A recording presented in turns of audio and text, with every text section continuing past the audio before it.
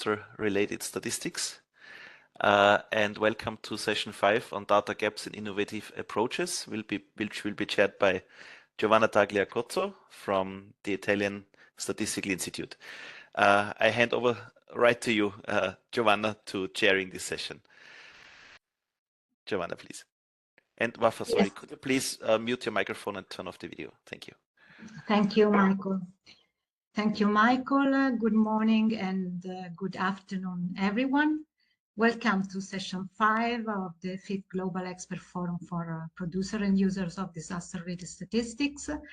My name is Giovanna Tagliacozzo from the Italian National Institute of Statistics, ISTAT, and I'm pleased to serve as chair in this session.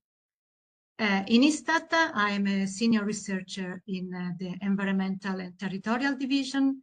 I'm currently in charge of the Household Energy Consumption Survey.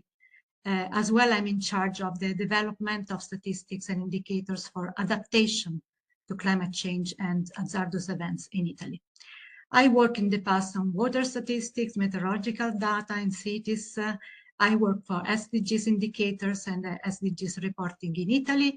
As well, I worked previously for several years on social statistics, on household surveys and administrative data on crime as well. So today we will focus on key challenges for all of us that are the persistent data gaps in disaster-related statistics. As we know, reliable disaster statistics are essential for informed decision-making, yet many important dimensions such as exposure, vulnerability, coping capacity, and impact often remain incompleted and fragmented. So this session will highlight innovative approaches and partnership that address critical information gaps. Through country case studies, we will see how different methods can be used to measure vulnerability to hazards and assess disaster impact across diverse population groups. This covers the use of Earth observation data, but also innovative approaches in using traditional statistical tools. Together, these examples demonstrate the wide range of options available to both inform disaster risk management and strengthen the production of official statistics. In the previous days, in the early session, we have heard about the need to better align timely rapid response data with official structured statistics. This session takes that discussion forward. We will look at how to combine timeliness and quality and how innovation can strengthen disaster risk management and the implementation of the Global Disaster-Related Statistics Framework.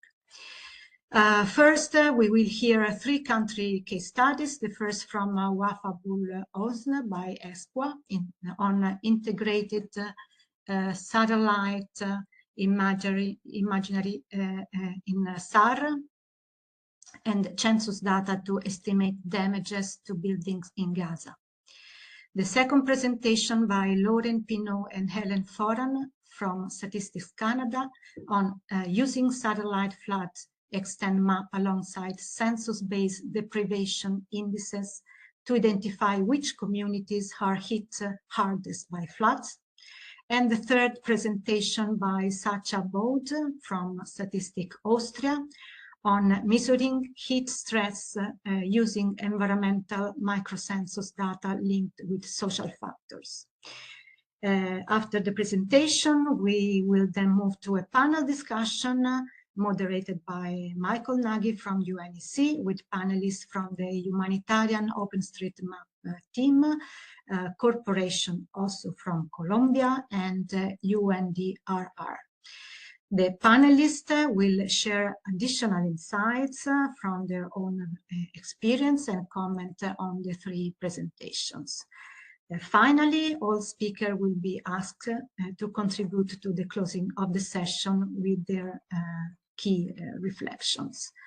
But before starting with the presentation, as there is no meeting of statisticians without a survey, we would like you to invite you to use the time until the panel discussion starts, and this means about 50 minutes, to respond to the two questions displayed in the slide that are: what are the most critical national data gaps hindering disaster-related statistics? So you can give 3 responses in the list.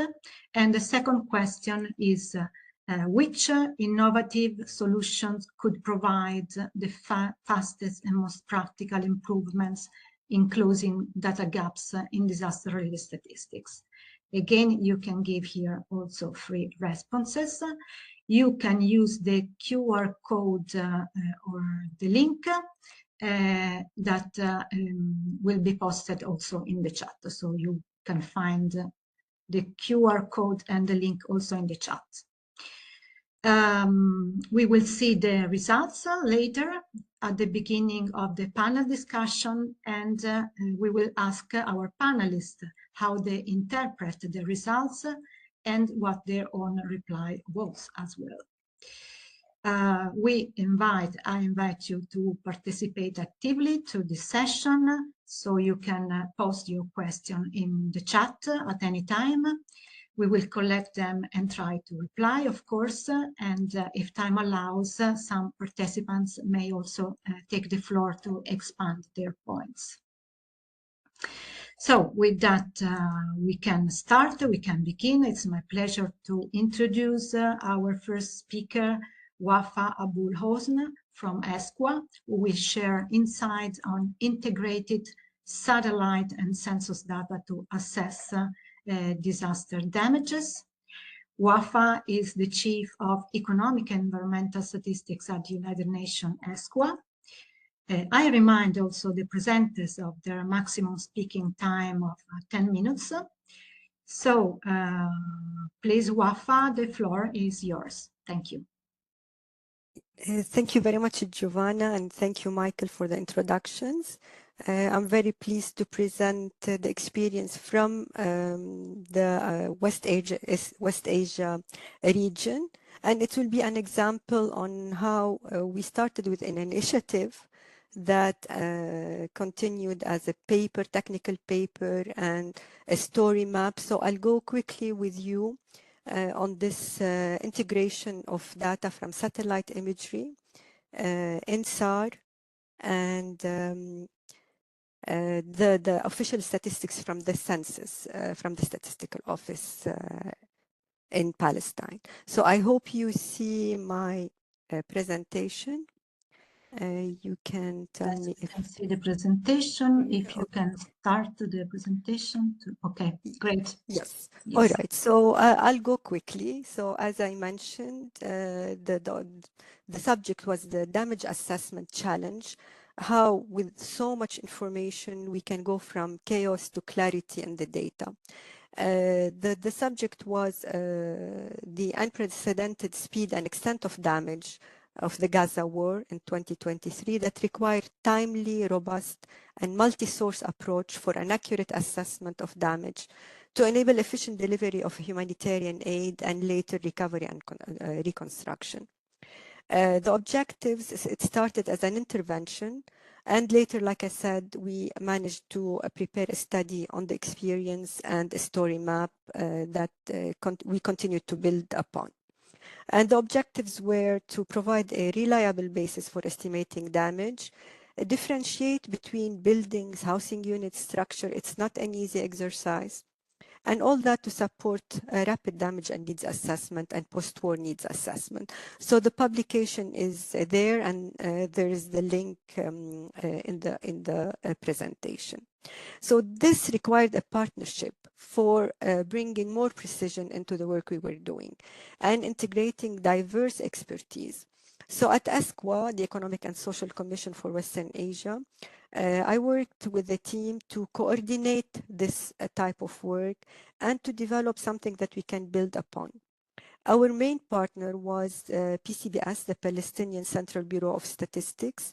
We know they undertake surveys and census and make the maximum use of their data, and they coordinate. They have a very systematic coordination with the government agencies, at the national level, and also like for ground truthing the data. Our partner from the UN was the UN Satellite Center, UNOSAT. UNOSAT acts as intervening when a country or an agency needs support, and they provide a lot of maps and analysis during disasters. They use satellite imagery analysis, high resolution satellite imagery analysis. And we were lucky to have an academic and research collaboration with Oregon State University, specifically the Conflict Ecology Lab. They use INSAR, the synthetic aperture radar, to assess damage. So this partnership allowed us for a better understanding of different methodologies and integrate the data from multiple sources, as we said, satellite imagery, radar, and official statistics, to get more accurate, reliable, and detailed damage estimates. Like we said, this approach is critical for differentiating between the building and housing units and providing a solid foundation for monetary evaluation and reconstruction. So the combination of technology for accuracy, if we can look at the schema here. So the multi-source approach was essential. With remote sensing and then the synthetic aperture radar, very high resolution aerial imagery, and then field work, as we said. So before that, there was the World Bank worked on the Haiti disaster, on the earthquake, and they had their publication where they used all these methods. Plus, they had like drones and cameras, very high resolution for ground truthing, which we didn't have in our exercise. Now, with our partner for official statistics, as we said, is the State of Palestine. They worked a lot on checking the data they have from census and surveys. Their census dates from 2017, and they had many surveys that are geolocated. They have been reporting regularly the casualty of damage figures, and they plan to conduct full building listing after the war ends. So they had their figures from their estimates on partially damaged and destroyed housing units. I'm not going to go into the figures because what we need here is the methods indeed. And they had different categories for the types of buildings destroyed. Now, the UNOSAT, we called it here the eye in the sky. They have access to high resolution imagery analysis. And I'm providing their website here. They have products. So when you check their website, I chose, like here, for example, you can go into the Palestine or Gaza products, and they follow in time like the trends and the extent of damage of buildings, of agriculture damage, of infrastructure. So they have, until now, they are still producing products and maps on Gaza. So like I said, they have access to high resolution damage, high resolution images, which countries may not have access to, and other UN organizations don't have access to. So they have this deal with big providers of satellite imagery, and they collaborate with other agencies and countries to help them analyze.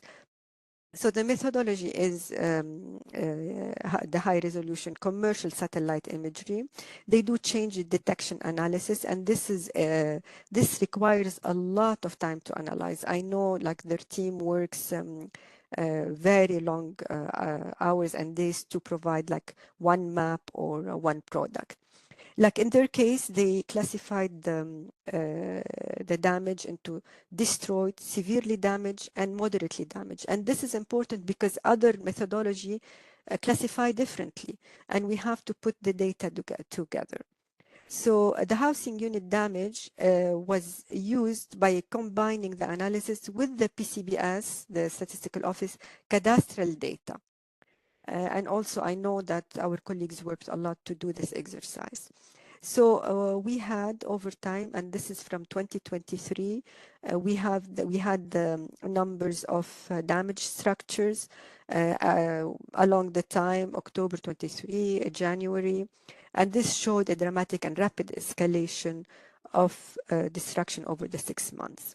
And this is the type of maps they get. You see the damaged structure and buildings, and they provide disaggregated data by what do they call, not provinces, but by governorate.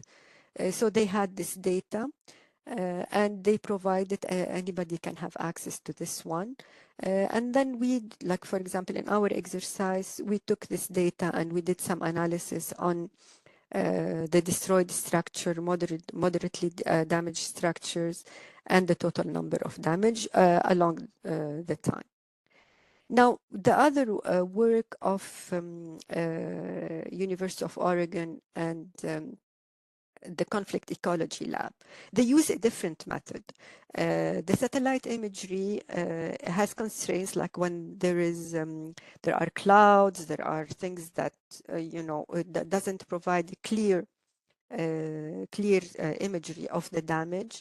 The INSAR, or the synthetic aperture radar, does not have this constraint. So they use the radar signals to get like the shapes of the structures, and they do also detection of change to see what happened to those buildings just from the radar reflection.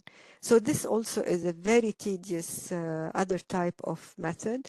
They work with academia from different universities to provide this damage. Also, they provide their outputs. It's open for public. They have their maps, their Excel data files available for the public. So they used also the INSAR from Sentinel-1 satellite. And like we said, the advantage is they track the changes in coherence to detect the structural damage, including damage not visible from above. So this was the plus that they had.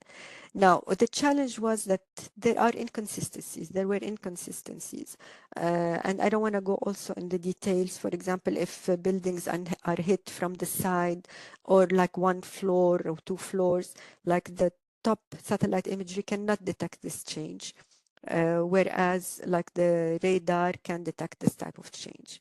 So the integration was difficult, but like we said, with the combination of the INSAR, they had likely damage footprints, and then the PCBS had the geolocated building data. So there was trying to do the matching of these integrated findings. So the likely damage and which are the residential buildings, etc., were classified accordingly and matched with the data that was provided by the other sources. So from the damaged building to damaged homes, like we said, the step 1 was matching the data. The UNOSAD had the building footprint polygons matched with the PCBS cadasters, filling the gaps for buildings without PCBS data. UNOSAD interpolated the housing units number based on building heights, and then calculating the housing unit damage. So that's why sometimes we found very different, like in the media, what is reported, because they mixed buildings with housing units. And this, provides a confusion. It had to be clarified. I will skip this one. So what happened is that we broadened the scope beyond housing. There was also analysis at the same time of the infrastructure. So you can tell from the buildings if this is hospital, if you know what type of infrastructure there was, the schools, and the commerce. This also was done by the World Bank in their studies. And I want to mention that since we have OpenStreetMap with us, at the time OpenStreetMap did not have the updated maps for Palestine. It was until now that they started to update the maps. So this is also the agriculture damage. Also, it was done by UNOSAT. They had their maps. It was done also by the INSAR team. And the integration provided much better, more accurate results on this damage. So it was for the greenhouses that were damaged and understanding what happened to the agricultural damage. And of course, with agriculture, we work a lot with NDVI to analyze the vegetation health. Now, what we did is that before we had this study, we took it further with the SDGs Today team. And we took the study and focused on health and education. We built a story map from this technical paper. So the story map and providing the link is a very good way to communicate with users. It shows them like in maps, in videos. It includes a lot of information that gives a very good narrative for the story. So I really invite you to consult the story map because it's really like very, it gives a very special narrative on the story.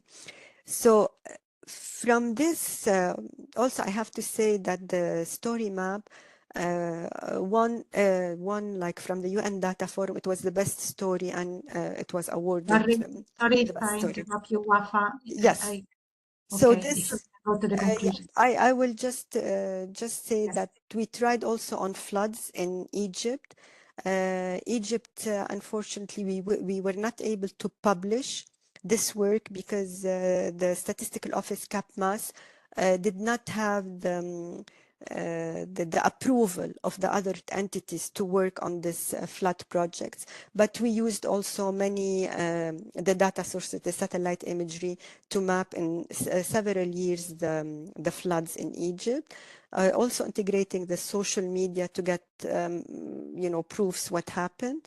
And we published few publications on using satellite imagery in, in different areas of disaster. So this forum, we see a lot of improvement, and we saw the country's presentation, the agency's presentation.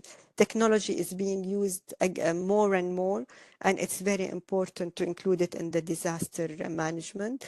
The power of integration is very important. I will stop here, Giovanna, because I think we will discuss the challenges and constraints which are here, so I will keep them for the discussion.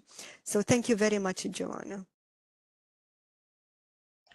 Thank you a lot, Wafa. This is very impressive, informing and innovative presentation.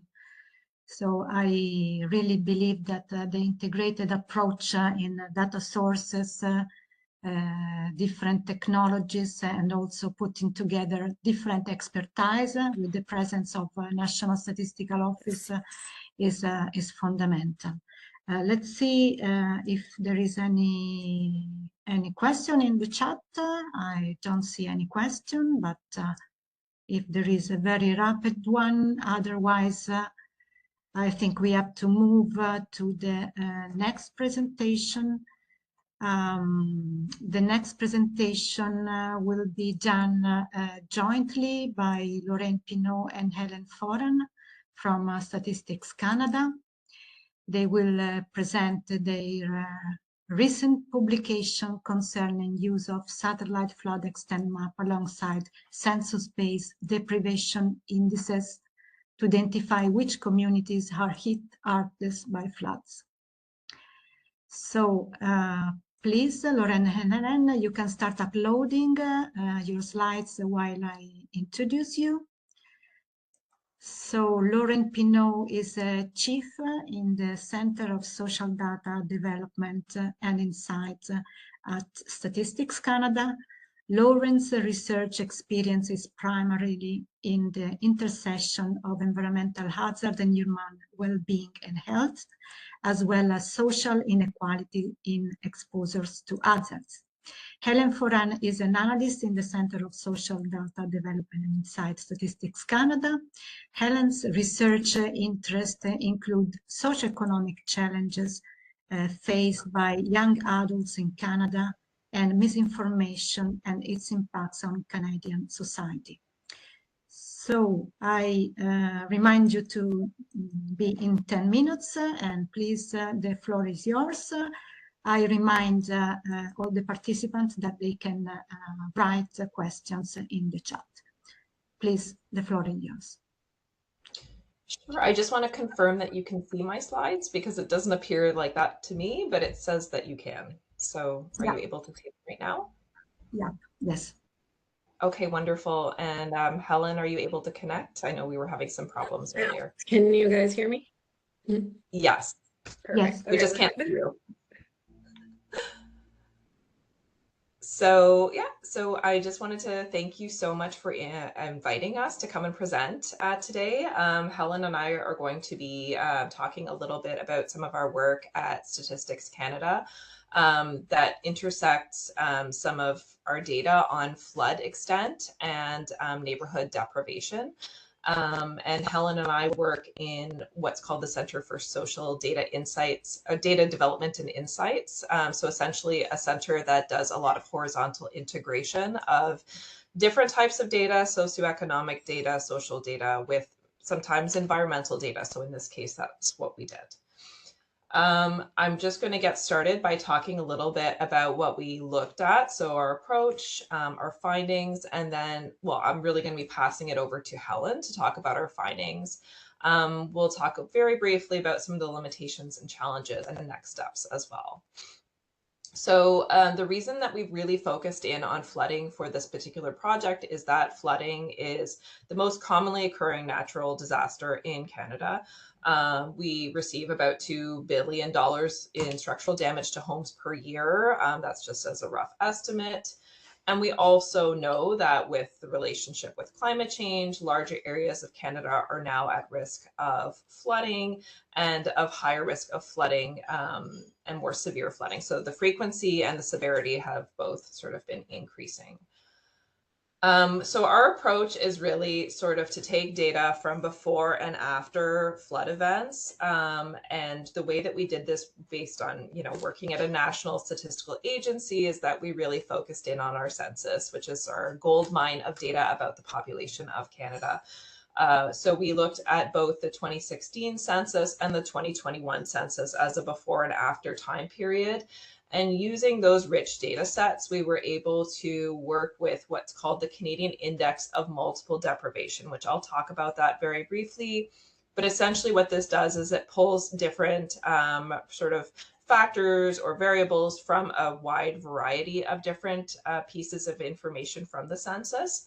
And in the interim years, we were able to use from our colleagues at the Natural Resources of Canada. They have satellite extent maps of flooded areas that have occurred throughout the year. So they provide this as a free service.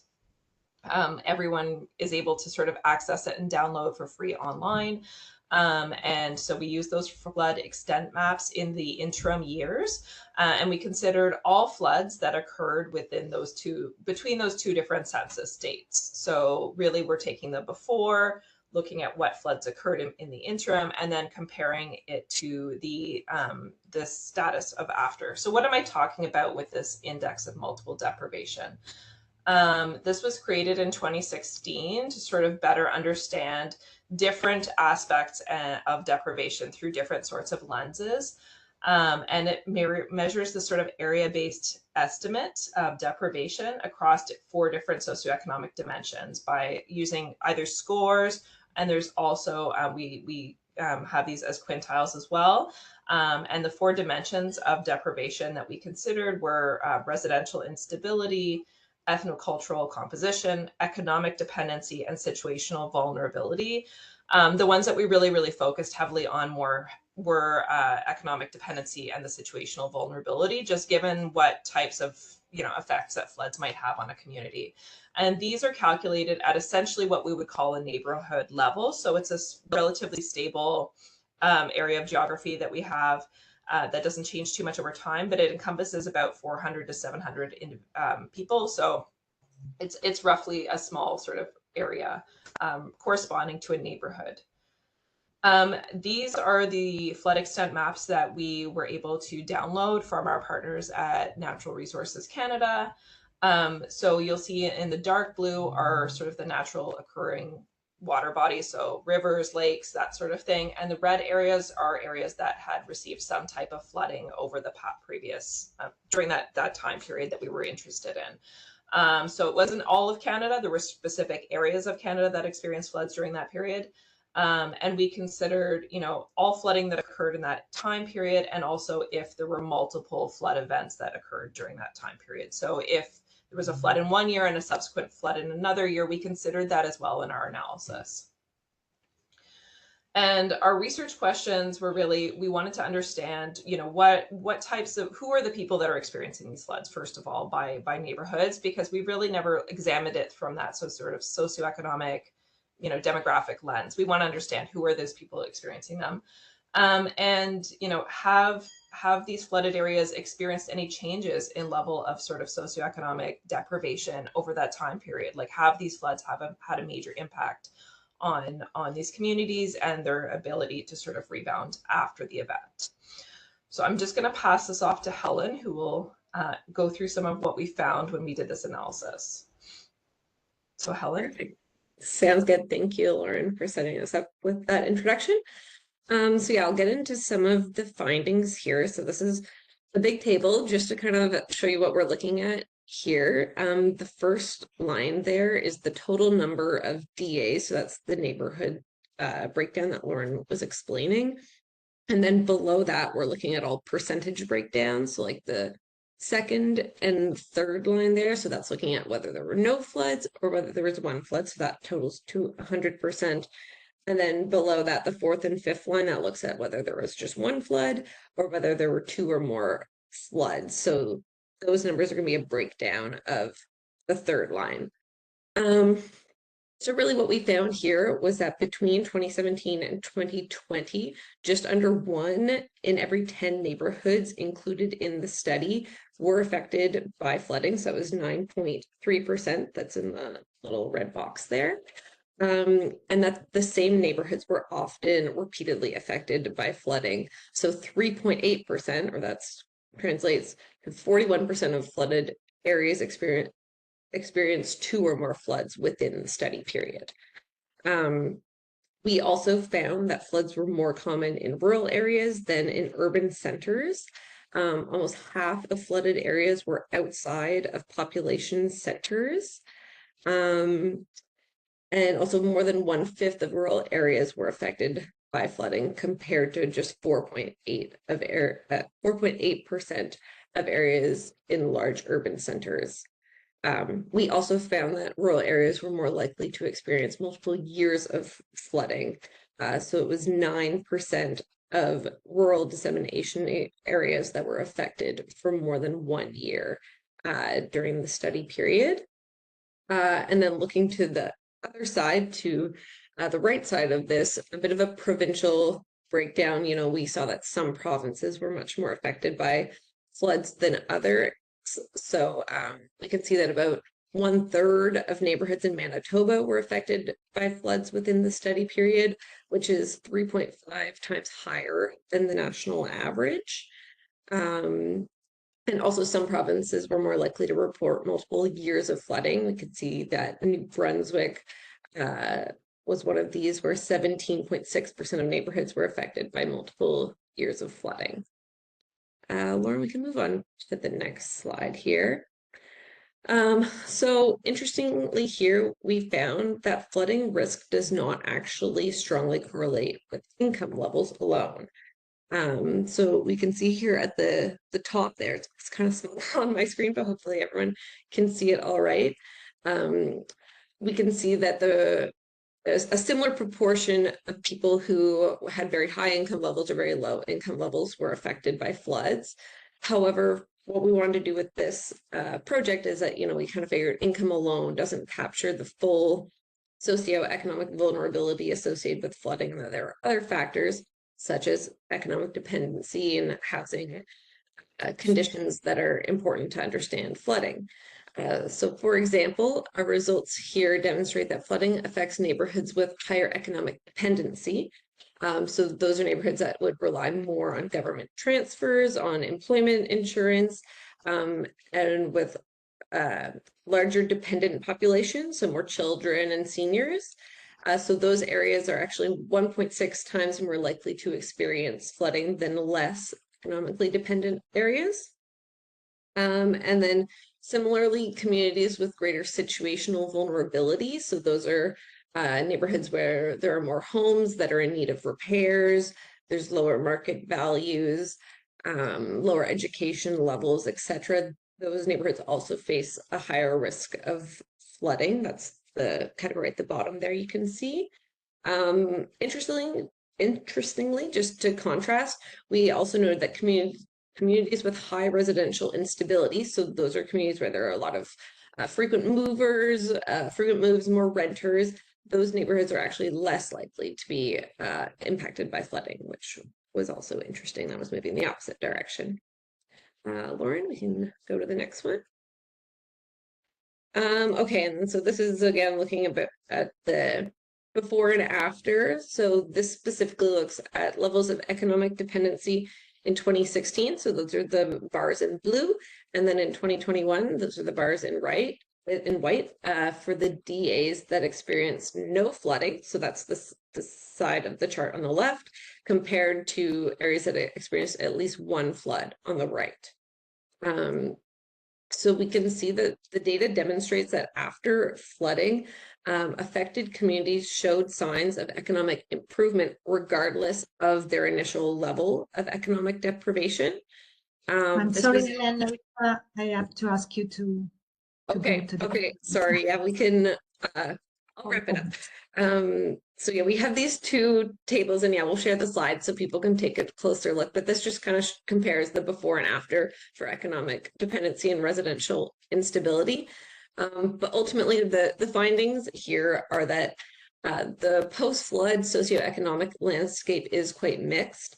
And I think that just underscores the importance of considering these various different dimensions, and then also looking at the urban, rural, different provincial differences as well. But yeah, we'll share the slides, so if anyone wants to take a closer look or has questions, they can follow up. But yeah, there were some limitations we noticed. It was basically just the same as using census data and comparisons, but I'll leave it at that. Oh yeah, and also we thought we could in the future expand to other natural disasters such as forest fires or hurricanes, etc. Yeah, sorry. Okay, thank you a lot, Lorraine and Helene. Really interesting also this presentation with these insights on vulnerability in the groups with the index and different sources. I think it's a very interesting and stimulated study and project. I see that there are some exchanges on the chat between Wafa. She answered to some questions, so I encourage you to read this exchange because it's very interesting, but also to make some question on the chat if you want also to write some question for Lorraine and Helene. Unfortunately, we need, due to time constraints, we need to go to directly to the third presentation. So our next presentation is about Statistics Austria experience in the using the result of their household survey on environmental condition and behaviors to generate statistics on heat stress on different population groups. Please, Sasha, if you can start uploading your slide while I introduce you. Mr. Sasha Bode is Deputy Head of the Energy and Environmental Statistics Unit at Statistik Austria. With 22 years of experience in environmental accounting and statistics, he has led to various projects and served on several task forces developing international accounting. He has provided consulting and training for Eurostat and many countries, and is one of Austria's 2 members of the Interagency and Expert Group on Disaster-Related Statistics. So please, Sacha, the floor is yours. I remind you to stay in the 10 minutes, please.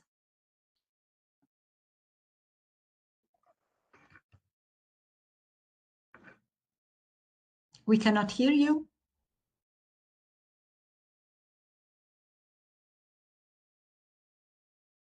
You should put the audio on, I believe.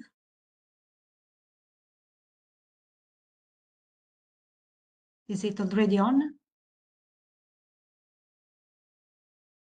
Yeah, is it already on? I don't know. Michael, if you can help somehow. No, Sasha, you're muted. Yes, we made a test before. Maybe you can stay without the headphones. No, but he's muted. He's muted. I You're muted. I see the Yeah. mic.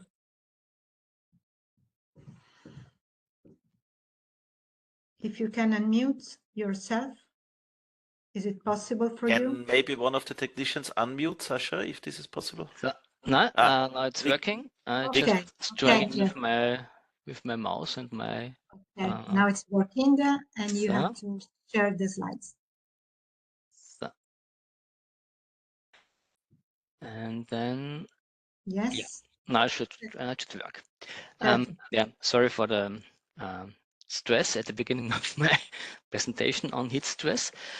Yes. Hello everybody. Yeah. Thank you very much for the possibility to giving this presentation. As already mentioned, I will talk about our survey on environmental conditions and behavior, and especially on our results on heat stress, and yeah, the work that we carried out. First of all, yeah, some words about our survey. It is a voluntary household survey that we can carry out every 3 to 5 years. We started with the first survey in 1970 with a small with a few questions, and these questions changed over time. But the important point is that we, from the very beginning, could add our voluntary survey to the compulsory microcensus survey, which provides information about housing, employment, unemployment, and education. Questions related to heat stress were added for the first time in 2019, and we could also ask these questions in 2023, and I think also in the next round, maybe starting in 2027. Yeah, from both surveys we have several socioeconomic factors, but the important thing for this presentation is that we don't have any information about income. So there are no income data, and the work to add the income data was carried out in a separate project, and this was financed by the Austrian Chamber of Labor. So we already had 2 or 3 rounds, and each of these projects was financed by this institution. Some words about the compulsory microcensus survey. It is a sample survey with 22,500 households. Each of the members, or every member of the household, has to answer this survey, and each household is asked 5 times. So In every round, or in each round, 20% of the households are replaced by new households. And our survey on environmental conditions and behavior is not a household survey. We just ask persons, especially because it is it's a voluntary survey. And we need at least 7,000 responses, but we are a little bit flexible. So we can also ask up to 8,000 or be up to 8,000 responses that we can use for our evaluations. Since the very beginning, this survey was based on personal interviews and on telephone interviews. And in 2023, we had the first time the possibility also to use web-based interviews. And already in the first round, we had a very positive response to the web-based interviews. So two-thirds of the people responded by by their electronic devices, and only 1/3 of the interviews were carried out by telephone. And these are the socioeconomic factors that we used for our evaluation. So we have sex, age, employment status, position in working life, but also highest level of education, population density, household size, the immediate surroundings of the flat, and some other socioeconomic factors, mostly based on the compulsory survey. But some were also based on our voluntary survey. But as already said, we didn't have any income data, and these data were calculated in two ways. Most data, more precisely 86% of the data were based on administrative data and on data from the EU survey on income and living conditions, EU-SILC. From these sources, we have a one-to-one relationship. So we can, for each person in the survey, we can use concrete income data. For the remaining 14%, we had to use statistical modeling, and this was again based on EU-SILC data, but we used this information for the whole households. They used the whole household to calculate the income data for the persons. So there are some income information like subsidies for energy subsidies or subsidies for children that are paid for the whole household, and this information is allocated to persons. And also an important group were the self-employed persons for who we don't have, or for them over whose we don't have any concrete income data. Why did we do this work? Well, the reason was we wanted to measure the influence of income on the environmental behavior and in the concrete questions on heat stress on the environmental conditions, and if there are any differences based on income. We have 4 income groups based mainly on the quintiles. So the first quintile are the persons with the low household income. The medium household income is grouped consists of the second to the fourth quintiles, and the fifth quintile are the households with the high income. And the fourth group are the persons at risk of poverty, and this group was calculated by using equivalent income. So it's a little bit different from the other concept. These are the 2 questions that are heat related. So we asked how much does the heat bother you during the day, and we also asked for the heat stress in the night. And the people could ask not at all, not really, moderately, quite a lot, or a lot. And now I will present you some of the results. So the first one is the heat stress during day and or nights in percent. You can see that from 2019, where only, let's say only 36% of the people had a lot or quite a lot heat stress. It increased in 2023 to 46%. This is quite a lot. Consequently, the persons that didn't had a heat stress was reduced from about 30% to 22%. When we're looking at the income groups, then you can see that there are not so large changes, but nevertheless changes in the way that the higher the income, the lower is the heat stress. And vice versa. So the low income households have a high or a higher heat stress. But when we're looking at the income groups and age, we have also a very interesting picture. What we can say is that, and on the one hand, independently from the age group, you can see that with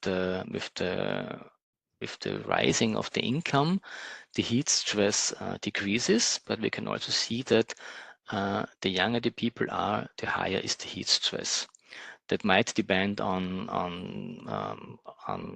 living conditions in general, but it could also be that older people have in general a lower heat stress compared to younger people. But this is an aspect that we didn't ask. Sasha, if I interrupt you, yeah. But again, we have to go to conclusions. Oh, sorry. Okay. Again, just can see that depending on the number of the flats, again the heat stress increases. It's clear the buildings with the more buildings, the more flats in the building, the higher is the population density, and in cities the heat stress is higher than in the landscape. And here you can see that owners of buildings have in general more possibilities to be active against heat stress compared to persons that do not own their dwellings. So there's the heat stress in general higher. And here I will not go through it. There are just some further questions related to disasters, more or less. So the questions related to climate protection, or to environmental events like heat waves or flooding. These are still under evaluation in terms of income. The results will be presented in February. And yeah, if there are any questions, we can also provide information on our basic survey. But this is it from my side. Thank you very much. Thank you a lot, Sasha. In fact, there is a question for you in the chat, just for starting, if you want to see it and reply in the chat. There is also a message from Michael to encourage to responding to the two questions. From my side, I thank you for this very valuable presentation that added an important dimension on how social household surveys can contribute in the complex data ecosystem needed in the field of disaster statistics, where also traditional sources can improve, of course, adapt, and contribute to the new information needs. Just to say that in Italy, in ISTAT,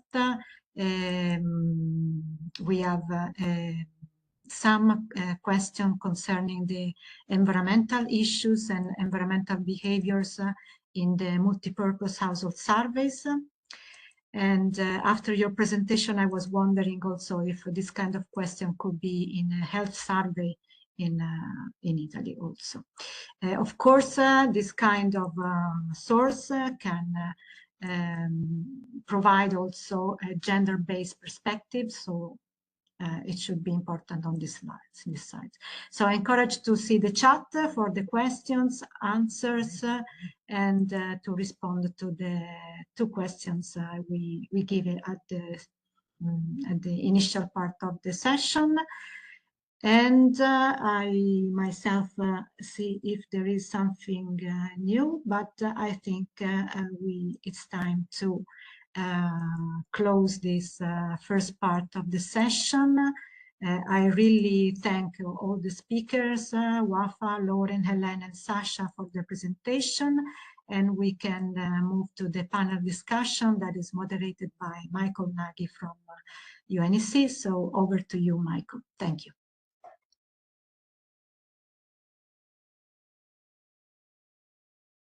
So thank you very much, Giovanna. I hope you can hear me and you can see my screen. Is this Yes. okay? Yeah, okay, thank you. Yeah, so thank you very much to all of you who have replied to our quick survey. As we said, there shouldn't be a meeting of statisticians without having a questionnaire. With 2 very simple questions, and I think the results are really interesting. So the first question was, what are the 3 most critical national data gaps hindering disaster-related statistics based on your experience? So the highest response was on data fragmentation across agencies and sectors, following by poor accessibility and sharing of existing data. And then also, I think the next one was lack of real-time monitoring, and followed by limited socioeconomic vulnerability data. But I would, as a quick interpretation of this, say it's interesting to see that it's the data fragmentation and the poor accessibility of data rather than the data availability in general. So my understanding from this would be that many of you believe that data is indeed available, but we need to find ways to turn them into statistics or to collect them and to get them, to make them available. And I think this is also when we look at the second question, which 3 innovative solutions could provide the fastest and most practical improvements in closing data gaps? Most of you see satellite and remote sensing techniques as a way to close important data gaps, followed by open data platforms and data sharing partnerships. So this is for me again an understanding that many data might be already available, but it's a way of making it accessible, so that there is maybe this lack of making this data accessible. And then improvements in statistical surveys, and I think the Austrian presentation by Sasha Baud also encouraged us to think a little bit about innovative solutions with existing tools, where you can have quick wins by adding the right questions to some statistical tools that are already available. And many of you, I see there are changes now going on. The improvements in statistical surveys has now increased to 20%. And there were also a few of you who suggested other innovative solutions, but I cannot present this right now, but we will of course take this into account when making the report of this meeting. I stopped sharing screen now, so this was just a very quick look into the results to encourage a little bit that the trigger the discussion.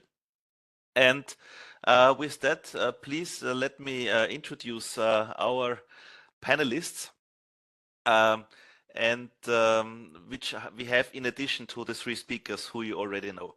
And maybe I can ask you all to turn on the cameras. This would be the 3 speakers we already had. So this is sorry, this is Wafa, Lauren, and Sasha. I don't need to introduce them, but we also have now Céline Chacun, who is a geographer from the Sorbonne and Paris Est University in France. And she has dedicated herself to research, project development and management in social housing, urban mobility, open government, access to open data, citizen science and collaboratively cartography, working with various institutions in Mexico, including the World Resources Institute, National Council for Humanities, Science and Technologies, and so on. So Then we have also Andres Velázquez, who is a geological engineer from Cali in Colombia and the co-director of the OSO Corporation, which is a Colombian research institution focused on seismic monitoring, disaster risk analysis, and community engagement in hazard-prone areas. He has more than 40 years of experience as a researcher, consultant, and professor in environmental geology, risk, and planning, and had made lasting contributions to disaster risk reduction in Latin America. He is most renowned as a co-creator and long-time coordinator of the well-known DES Inventar, a globally and used open-source disaster information management system that enables the systematic collection, analysis, and visualization of data on disaster losses at local, national, and regional levels. And we also have, last but not least, Xuan Che, who you already know from the last 2 days. He is from the United Nations Disaster Risk Reduction Agency and is representing also the authors of the Global Disaster-Related Statistics Framework. So if you're here, please turn on your camera. So the objective of this panel discussion is to get additional insights from our distinguished speakers from their own work experience, but to also share their own thoughts on the 2 questions that I just presented, and to comment on the presentations and help us formulating the key takeaways from this session. And for that, we have prepared a few questions, and I would like to invite all of you as speakers to be short, to come to the point immediately in your reflection. I would like to ask with Céline from the OpenStreetMap team. So your OpenStreetMap team is an international team dedicated to humanitarian action and community development through open mapping. Can you provide briefly a practical example where your data helped to reduce risk, and how can you work to help to improve disaster-related statistics? Céline, over to you. Thank you. Can you hear me well? We can hear you very well, yes. Thank you. First, thank you for the invitation to participate here. Yeah, actually, I will talk a lot about non-conventional data. It's what we are focused on. And specific cases we have worked on to reduce risk, but also it's very, it's a 2-dimension very close to respond disaster, no, with data. One example, a good example, because it's sort of integral, can be the response to the Hurricane Otis in Guerrero, Mexico. Yeah, I'm sure you have heard about that 2 years ago. But it's a good case because it shows exactly what a crisis situation can bring in terms of total discoordination and a general anxiety on obtaining data, obtaining satellite imagery, obtaining the first automatic analysis on the satellite imagery, and all the data that are needed for the quick response, for the fast response and action. So what we generally do at the Humanitarian OpenStreetMap team is to activate a community, a mappers community, to bring a base map on OpenStreetMap. Why OpenStreetMap? It's because it's very fastly accessible and it's very detailed. And many of the ideas that have been shared in the presentation before, it's that we need statistics, we create statistics, but generally it's at a macro scale.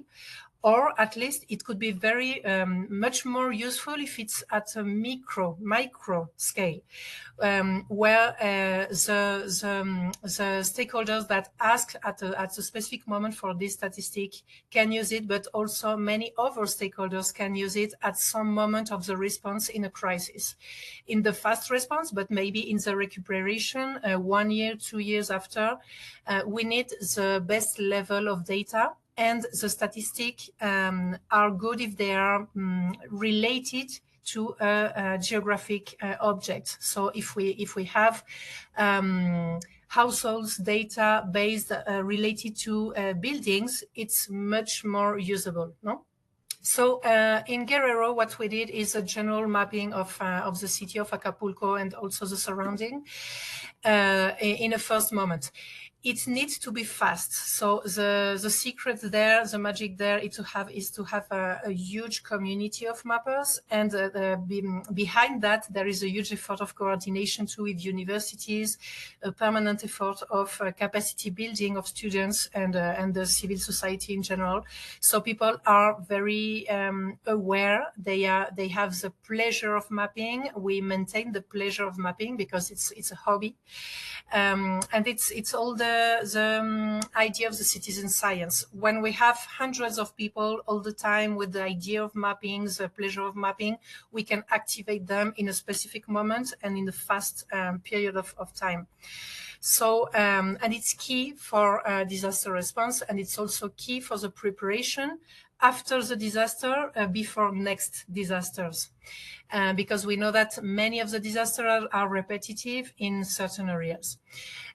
Additional to the general mapping, there is a specific mapping. In Guerrero, the government needed before a week after the disaster to locate exactly the public markets that weren't destroyed because they needed a specific place to provide water to people. So for that, we also activate another part of the community to observe drone imagery. So here I bring the issue of the access to imagery. Satellite imagery is so difficult to obtain. And I have been part in the past of the expert group of UNGGIM, and I will always remember how many countries in the world that are not the Western and Northern countries tells us it's very nice to talk about satellite imagery, but we don't access them at all. And even if we can access them, we don't have the capacity to do something with them, because our problem is access to computers. That's the first problem, no?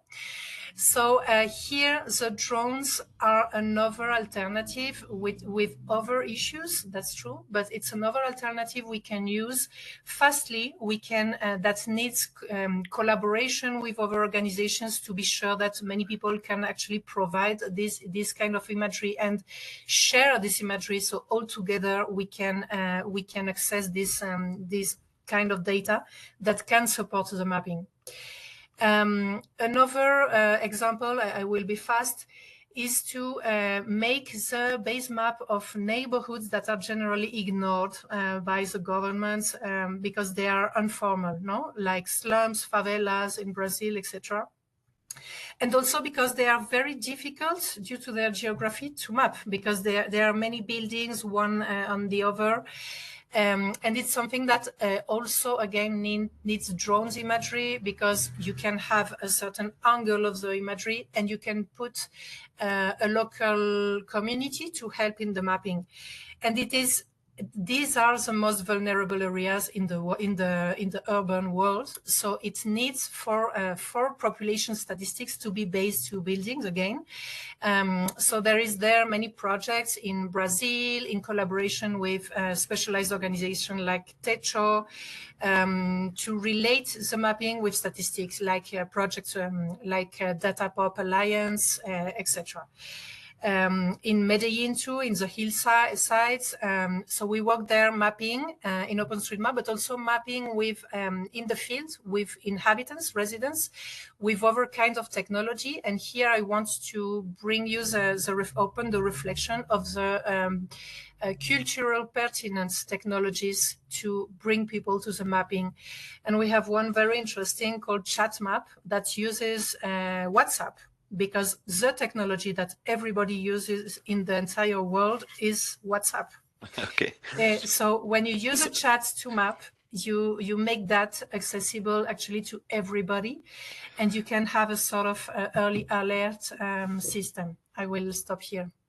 Yeah, thank you very much. I think you created a lot of interest among our audience, maybe also to become more active and maybe contributing to your work. This was also a call for looking for people who can actually actively contributing to this. You have your network, and maybe you would like to increase this network. And maybe you can post also a link to your work in the chat so that those who are interested can a little bit more have background information. But let me turn us to our next speaker, Mr. Velasquez. who will speak in Spanish, by the way. So please, if you need interpretation, please switch to the English interpretation channel. And Mr. Velasquez, I would like to ask you from your perspective as a think tank with large experience supporting governments, which innovative approaches that can be technological ones, institutional ones, or community-driven could be the fastest to operationalize in order to close the most pressing data gaps? Over to you.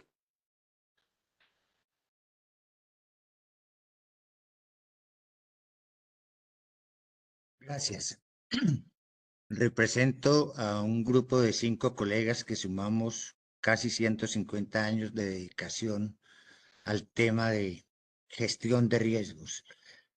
En nuestra experiencia colectiva, nacional e internacional, voy a resaltar los vacíos que creemos que son comunes a nivel global. El primer vacío que tenemos es una falta de unificación metodológica. Por ejemplo, cuando confundimos evento, un huracán, por ejemplo, con desastre. No tenemos todavía una visión unificada internacional de qué es un desastre. Primer vacío. Segundo, hay todavía un desconocimiento de cómo la escala temporal y espacial de los impactos se utiliza para la toma de decisiones. Esto implica 2 temas. Por un lado, la consideración de que la organización de los países es fractal, su organización político-administrativa, desde lo local, muy local, hasta lo nacional. Y, por otro lado, que los desastres o los riesgos cumplidos también tienen una escala fractal. Una inundación genera múltiples daños y un huracán igual, múltiples daños dependiendo de condiciones socioeconómicas y de exposición y vulnerabilidad. Otro vacío es que los datos no siempre son exactos ni homogéneos, y para llenar esos vacíos en nuestra experiencia en Colombia y en otros países, lo que hemos tenido que hacer es adquirir información de diferentes fuentes y diferentes escalas y ver cómo las homogenizamos. Un ejemplo entre muchos: para Bogotá, en un proyecto teníamos una base de datos de 12 años de 2 millones de incidencias o de incidentes, y para esa base de datos pudimos evaluarla, homogenizarla y adquirir y generar una base de datos de daños y pérdidas, es decir, de riesgos cumplidos de 200.000 datos. Eso para una ciudad del orden de 10 millones de habitantes. Por otro lado, desde 1992 y ahora en el repositorio de Naciones Unidas tenemos datos, un poco más de 1.200.000 datos de desastres, de riesgos cumplidos para 103 países, principalmente desde el periodo de 1990 hasta el presente. ¿Cómo entonces utilizamos esos datos? Generamos líneas bases lo más homogéneas posibles, hacemos la complementariedad de fuentes, incluimos variables socioeconómicas, como los ejemplos que ya nos han presentado hoy, para los análisis, y finalmente, cómo enfrentamos un reto muy actual, que es el de cómo utilizar inteligentemente la inteligencia artificial, que seguramente va a generarnos muchos problemas conceptuales y metodológicos también, a la vez que recoger todas las experiencias de información de sensores remotos, drones, fotografías aéreas de satélite, etcétera, para optimizar la gestión de riesgos. Muchas gracias. Thank you very much for your thoughts. I switched to the original channel. So yeah, thank you very much for your thoughts and this long years of experience that you're actually representing with your team. I think there was also lots of food for thought and also lots of good recommendations based on this by defining what are the real gaps in producing information. And since we are running a little bit out of time, I would like to invite all panelists, I will call you, and maybe you can just provide us with your conclusions of what we have discussed so far, maybe in a statement of 1 minute or so. So if you try to conclude, maybe you can think of where do you see the main benefits and major challenges from innovative solutions for informing disaster-related statistics, and what are your key takeaways from what you have seen so far in this session? So this would be my concluding questions to the panelists. We have not had a chance to give the floor to Xuan, one of the authors of the Global Disaster-Related Statistics Framework. Maybe Xuan, I can start with you before I call the other panelists to share your reflections also from a perspective of the global framework. So how is innovative solutions linked with the global framework? Over to you, Xuan. Thank you very much, Michael. This is a very good question, and I think it also leads to an even broader conversation, which is where can we find the innovations and capacities for disaster-related statistics? We all have heard from many great examples this week on the forum, from countries' best practices to exciting new projects and reports, and all of them use new technologies or drawing on innovative or inspirational data sources.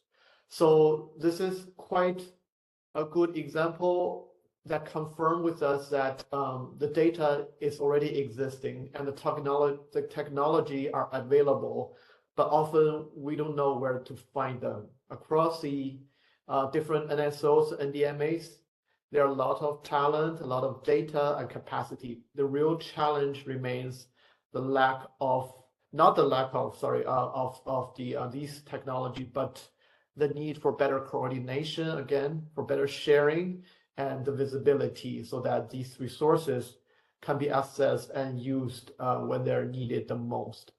And that's exactly where I think the global framework such as the G-DRSF comes in. It invites all of us from member state to the UN, to different sectors and communities to come together and to align our efforts and make these capacities connected, actionable. So, for example, by defining a common approach for the hazard classification and incorporate geospatial data and urban observatory data, we can enable multi-hazard risk mapping, which help to make useful compatible trend analysis for the impact and occurrences.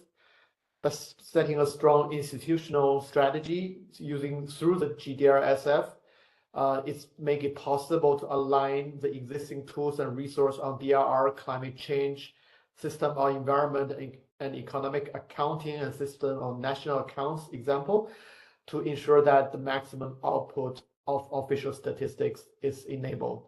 And finally, localized data, community level data can bridge the gap for the disaggregation data, which make the whole community more engaged in disaster-related statistics.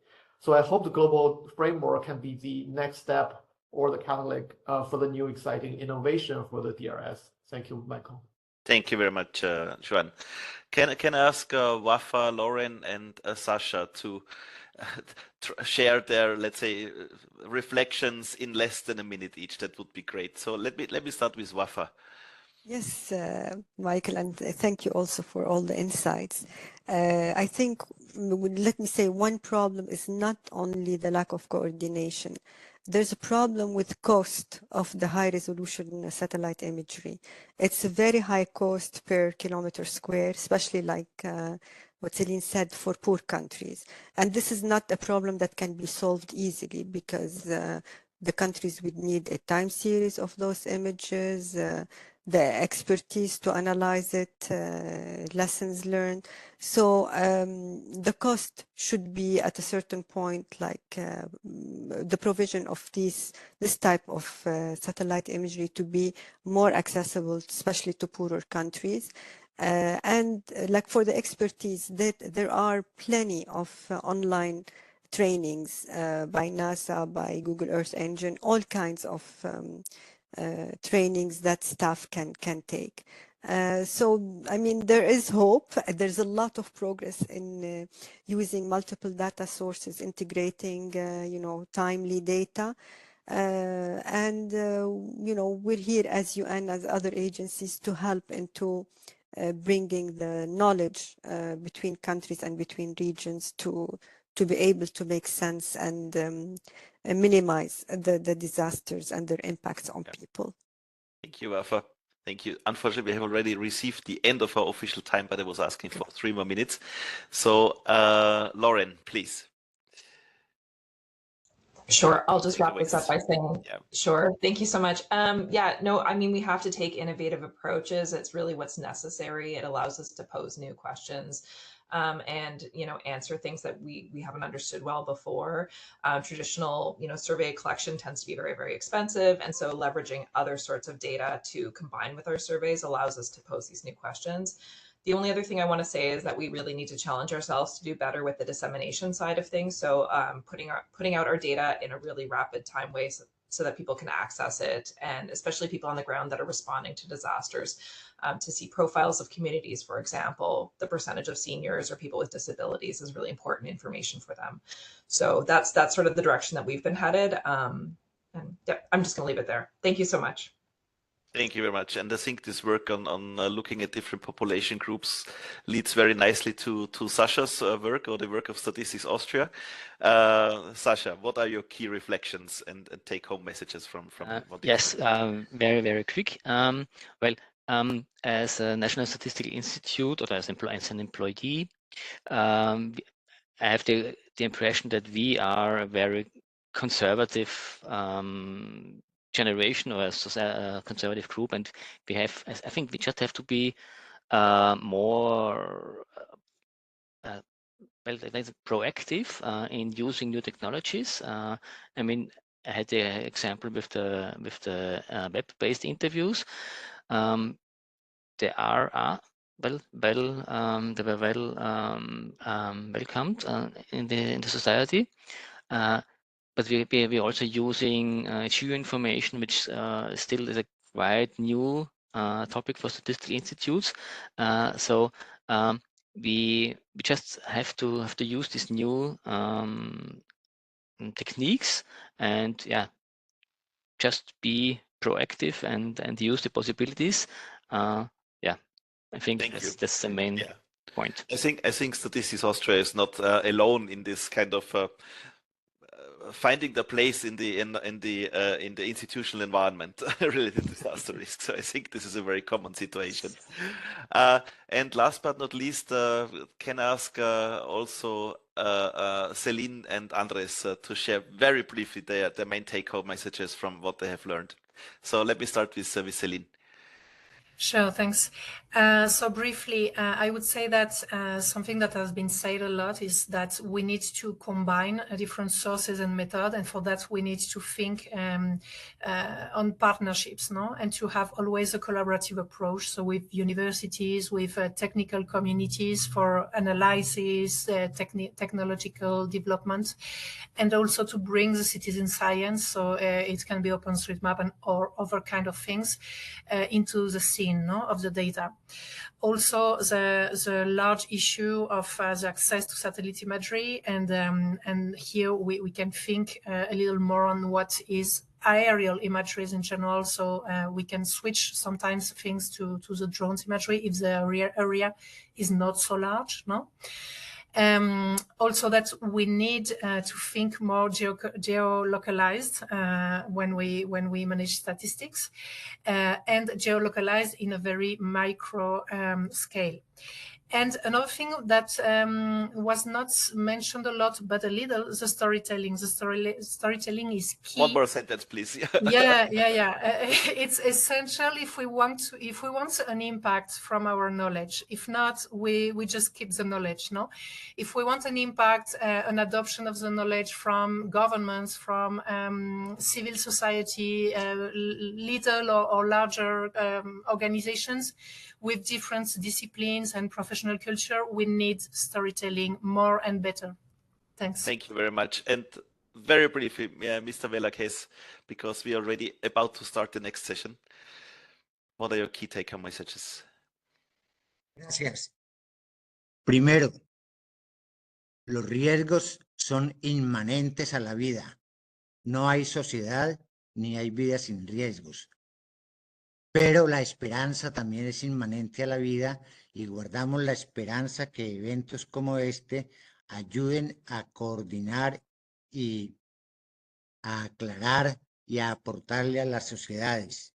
Tercero, el peor desastre generado en todos los ámbitos es la guerra y aún así tenemos esperanzas para la paz. Cuarto, tenemos unos retos muy grandes, tanto los viejitos en estos temas como las nuevas generaciones, y creo que es el momento en que con un esfuerzo coordinado, con la participación de todas las instituciones de este evento y muchas otras, y junto con una sociedad nueva que después del COVID-19 empezó a aplicar mucho más las redes sociales, ya mencionaron el WhatsApp y demás, tenemos unos retos en las instituciones estadísticas y de gestión de riesgos de los países para modernizarnos lo más posible, porque la vida tiene esperanza. Gracias.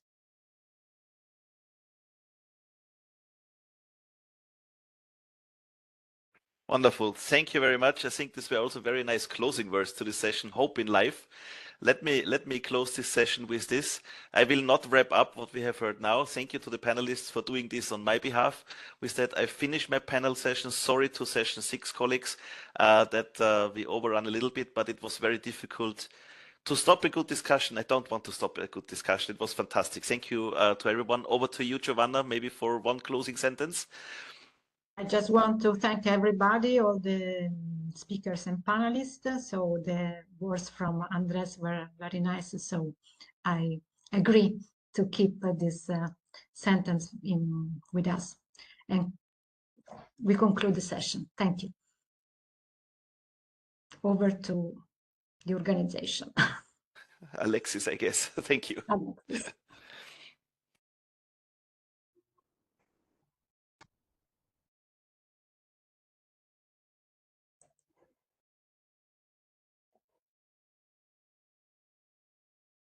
That, I think we will go on a 10-minute break before we resume in 10 minutes at about 10:38 Santiago time to begin session 6. So we'll see you all in about 10 minutes when we get started with the next session. Everyone, and welcome back from the break. Here we are in session 6, the final session for the forum. And this session is titled Reflections in the Way Forward. My name is Alexis Athens. I'm an associate statistician at the Economic Commission for Latin America and the Caribbean, and I'm the session chair for this session. I will now turn it over to Alberto Malmiorca, statistics assistant here at ECLAC, to moderate the session for us. Thank you so much, Alberto.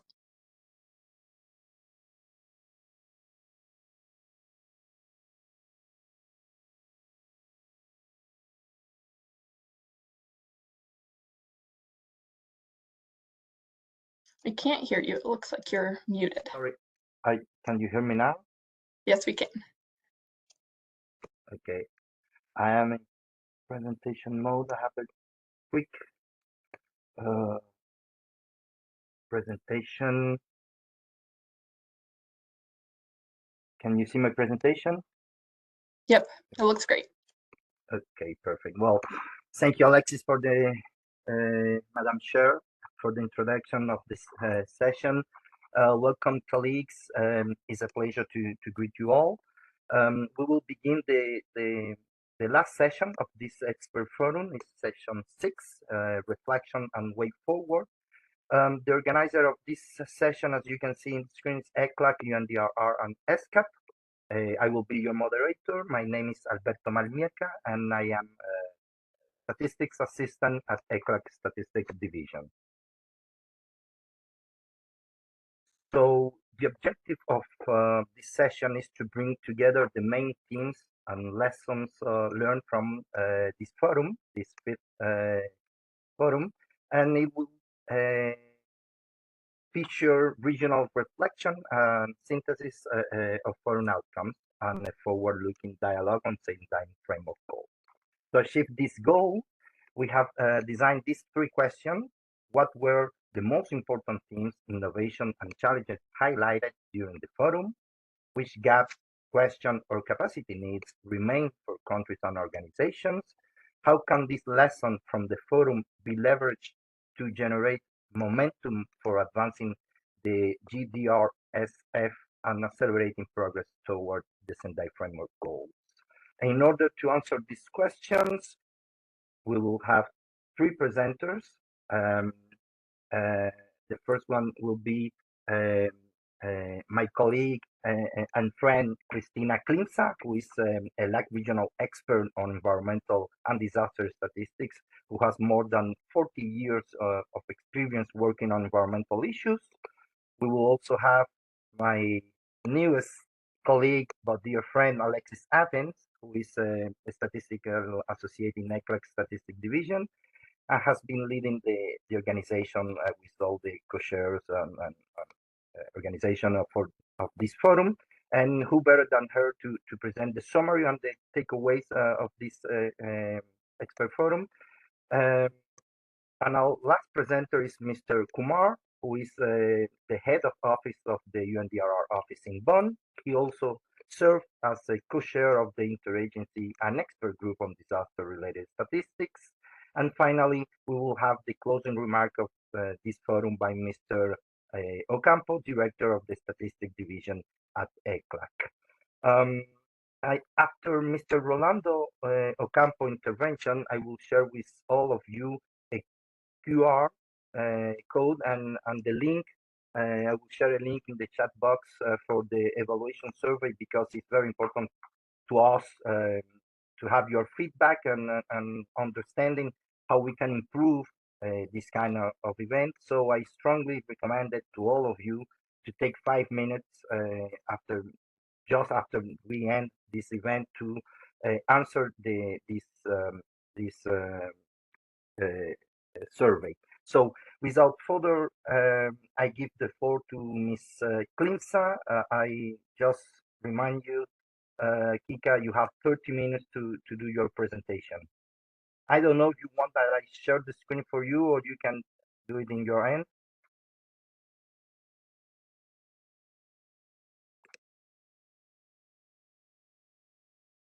Can you see it? Not yet. Not yet. Now? I stopped sharing in any case, so now we are ready. Can you see it right now?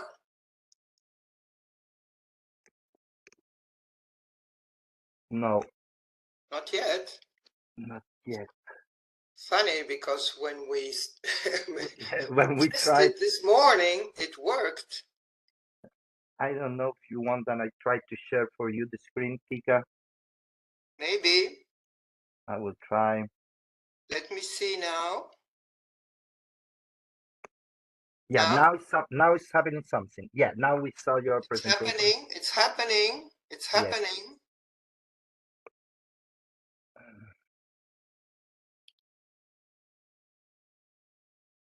Now you can see it? We see it, but not in presentation mode. And what about now? Not now. Now we can see it in presentation mode. Yes. Okay, Please, okay, so it works. It works. Because it worked Perfect. this morning, so yeah. But you know, technology. Okay, so thank you very much. for your presentation. I'm really happy to be here. It's a great opportunity to participate in the discussions and the new ideas regarding disaster-related statistics. As Alberto mentioned, I worked for many, many years in the National Statistical Institute for Argentina. I'm retired right now, many years ago, and I have quite a big experience in helping and working with countries of Latin America and even some countries of Asia. So good morning to everybody. Buenos días. Es un gusto estar acá con todos ustedes. Okay. Well, my presentation will probably take you back to some of the basic, some of the grounds of the statistical methodologies, statistical concepts. But it's an opportunity to discuss what, how do we face the needs of new data gaps? How do we integrate information coming from different sources? And if it's a possibility of integration of data within different institutions. Well, we had really very, very interesting debates and exchanges during this forum, and we acknowledge the progress in understanding disaster risk. We have right now a comprehensive theoretical framework for understanding the impacts and consequences on society, territory, and economy. The framework proposes us tools and recommendations for action, prevention, and response to such events, but procedures that highlight the role of information availability for evidence-based decisions, as well as consider the links between producers and users as suppliers and demanders of data.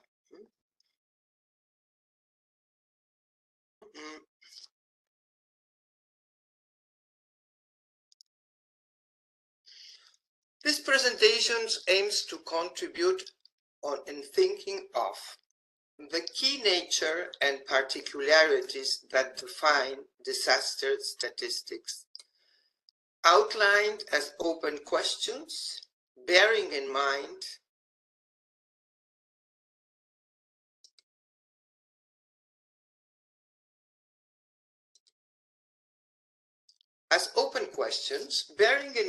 the universe of data across the risk cycle, from an integrative perspective of the data production flow and the transition into information, the linkage between producers and users, and possible future exercises or actions.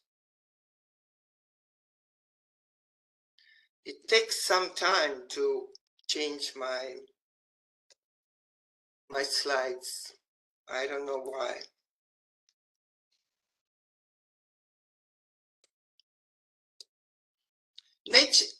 As we know, disaster-related statistics are part of a complex and multidisciplinary environmental, territorial, and economic domain. Therefore, the statistical treatment must take into account for biophysical as well as socioeconomic and institutional phenomena, based on different data collection or compiling sources, grounded on specific statistic methodologies. Duties and responsibility are spread on different institutions, not always well coordinated. Such a conceptual spectrum requires specific scientific and technical knowledge for the production of data, as well as adequate technological resources and trained technical staff. The capacity to select and interpret data for users in order to draw truthful and accurate conclusions, a structure that enables the exchange of data and information capable of providing trust and credibility, a governance structure that enables participation and manages interdependencies among stockholders. As we know, in the early stages, data needs related to disasters were addressed on an ad hoc basis, driven by the urgency of an immediate response to the event. Advances in management and understanding of these phenomena promoted not only immediate action, but the preparedness, prevention, and recovery of damages. Processes that require continuous and integrated and systematized information, supported by statistical procedures and methodological guidance. How do we meet the data demands? We have pointed out that disaster-related data requirements span a broad and multidisciplinary spectrum that arise from countries' international agenda commitments, national requirements tied to goals and objectives of risk management strategy, contingency plans and recovery actions, but also local plans and policies with specific or target demands. So how to meet the data demands? Maybe we can consider segmenting demands according to the stages of the risk cycle, along with identifying the data requirements at each stage. Try to answer the question, who, what, and when is producing, based on identifying as well the data sources, along with the responsible institution. Who produces what and how? Questions that should be answered. National statistical offices, as we all know, play a central role in the data ecosystem regarding disaster-related statistics, but as coordinators of the institutions that integrate the national statistical systems of the country. They have technical expertise to meet data demands within their own institutions and across partners, methodological and operational expertise to support the production, processing, exchange, and dissemination. They ensure availability and confidentiality, and they endorse comparability along time and spaces. They ensure the use of common standards, classification, and terminology, are mandated to provide data based on professional independence, quality criteria, as well as the use of robust, transparent, and agreed methodology. National statistical offices and the statistical systems guarantee accessibility to all users, and national statistical offices are a solid institutions, and they integrate a network and have experience in coordinating different data producers. Some question I would like to arise here. How can we overcome the gap between single or unique data to timely and systematical data? How can we respond to the demand for data in a comprehensive, coordinated manner, supported by methodological standards sustainable over time? Is it feasible for disaster-related statistics to be part of a country's official statistics?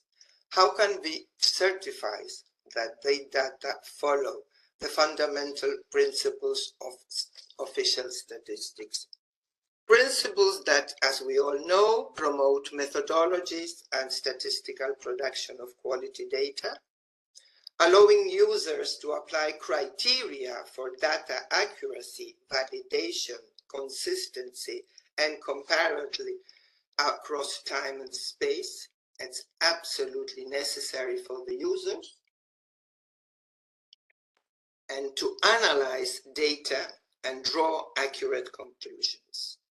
And also, we know that the principles of official statistical are endorsed by the statistical communities in all countries. The global framework for disaster-related statistics we've been discussing during these days represent a major progress in establishing a foundation for compiling and using disaster-related statistics. It proposes standardized statistical methodologies, conceptual definitions, classifications, and new data sources, emphasizing that the availability of accurate and consistent data is essential for effective action.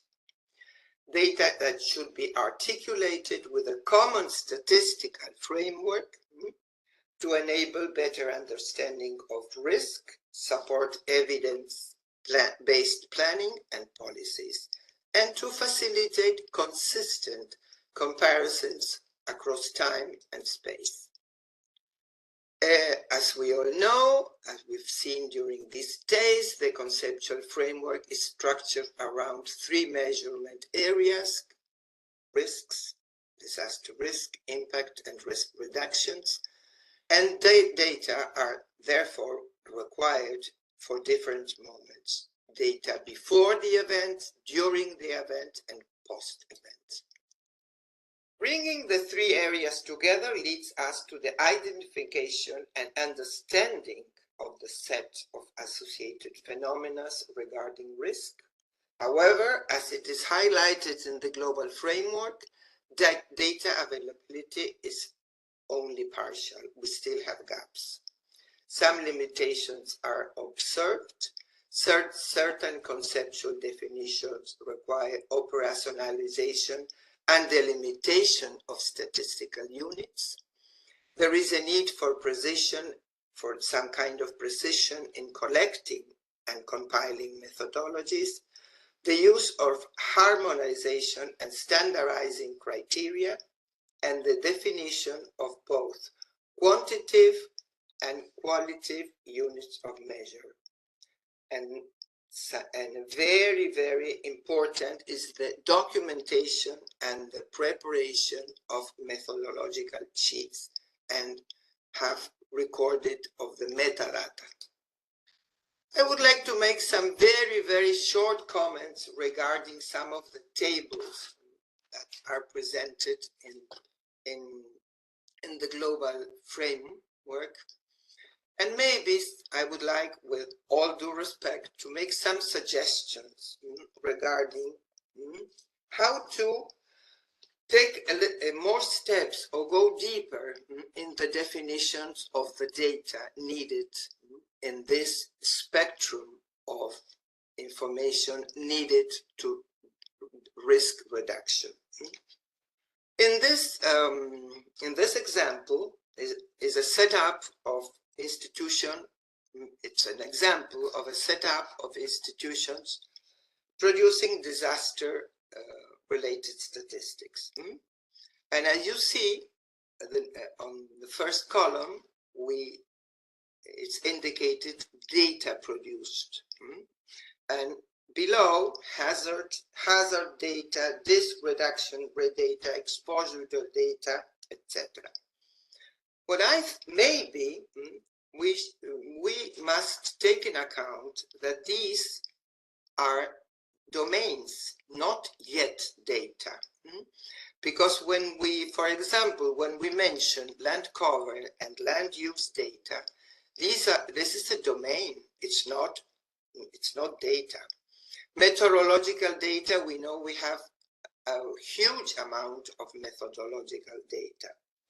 So maybe as a suggestion, as some ideas to be discussed, maybe we can go deeper in the definitions and go deeper and split down each of the domains and try to define data, and then the statistical unit and the measurement units.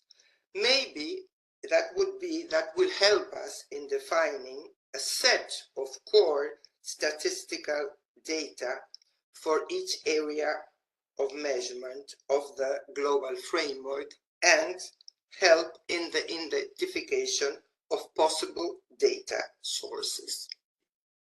Same comments, same comments, for example, in this table, exposure statistics, split by population, assets. Maybe, as I mentioned before, we can go deeper and try to define with precision if we are talking of data related to total population, population split by sex, gender, age, and define what are the needs, the data needs, and define the statistical unit and the measurement unit. And for example, in the three classes of exposure, high, medium, and low, expressed like that, we can see that this is a nominal scale, but maybe it would be interesting to transform a nominal scale in an ordinary scale, defining the boundaries, the limits of each of the situation of high exposure, medium exposure, and low exposure. Same comments regarding this table. Maybe we can try to define and give priorities in the geographical units. What are we thinking? What are we looking for? First, national level, regional level, local level, and go deeper in the identification of these statistical units and the measurement units for all of them, and in all cases try to identify the possible data sources. Now, coming back to the region, to the Latin America region, I would like to make some comments related to the working group on the measurement and recording of indicators related to disaster risk reduction. Group that was created in 2017 within the framework of the 9th meeting of the Statistical Conference of the Americas to attend the commitments made with the adoption of the Sendai framework and the reports and the recommendation of the open-ended intergovernmental expert group. This working group was integrated by national statistical offices of the region, 12 of them, and some results achieved during the 3 work periods were that we identified certain limitations for indicator analysis on cross-country comparisons, difficulties in identifying common sources, lack of, in some occasions, of methodological procedures, formats, definitions, concepts, and calculation methods for indicators. We also find some monetary values expressed in different units across the regions, and sometimes data reported as absolute values instead of rates. as an example. The working group produced a set of documents, tools, and instruments trying to helping to improve validations, timeliness, and quality of data, highlighting the needs to implement systems for documentation and systematization of information. All these materials are available on the website at its indicators, and it seeks to be a multi-sector space for actors involved in monitoring and reporting disaster-related indicators. This is the structure of the web page. It's in Spanish, but there are many, many reports and documents in English as well. Coming to some conclusions and recommendations. National Statistical Office are National Statistical Systems coordinated by National Statistical Offices are well placed to respond to information demands. They have the expertise in producing high quality, comparable statistical data over long periods. However, they do not always clearly understand the requirements of risk management agency.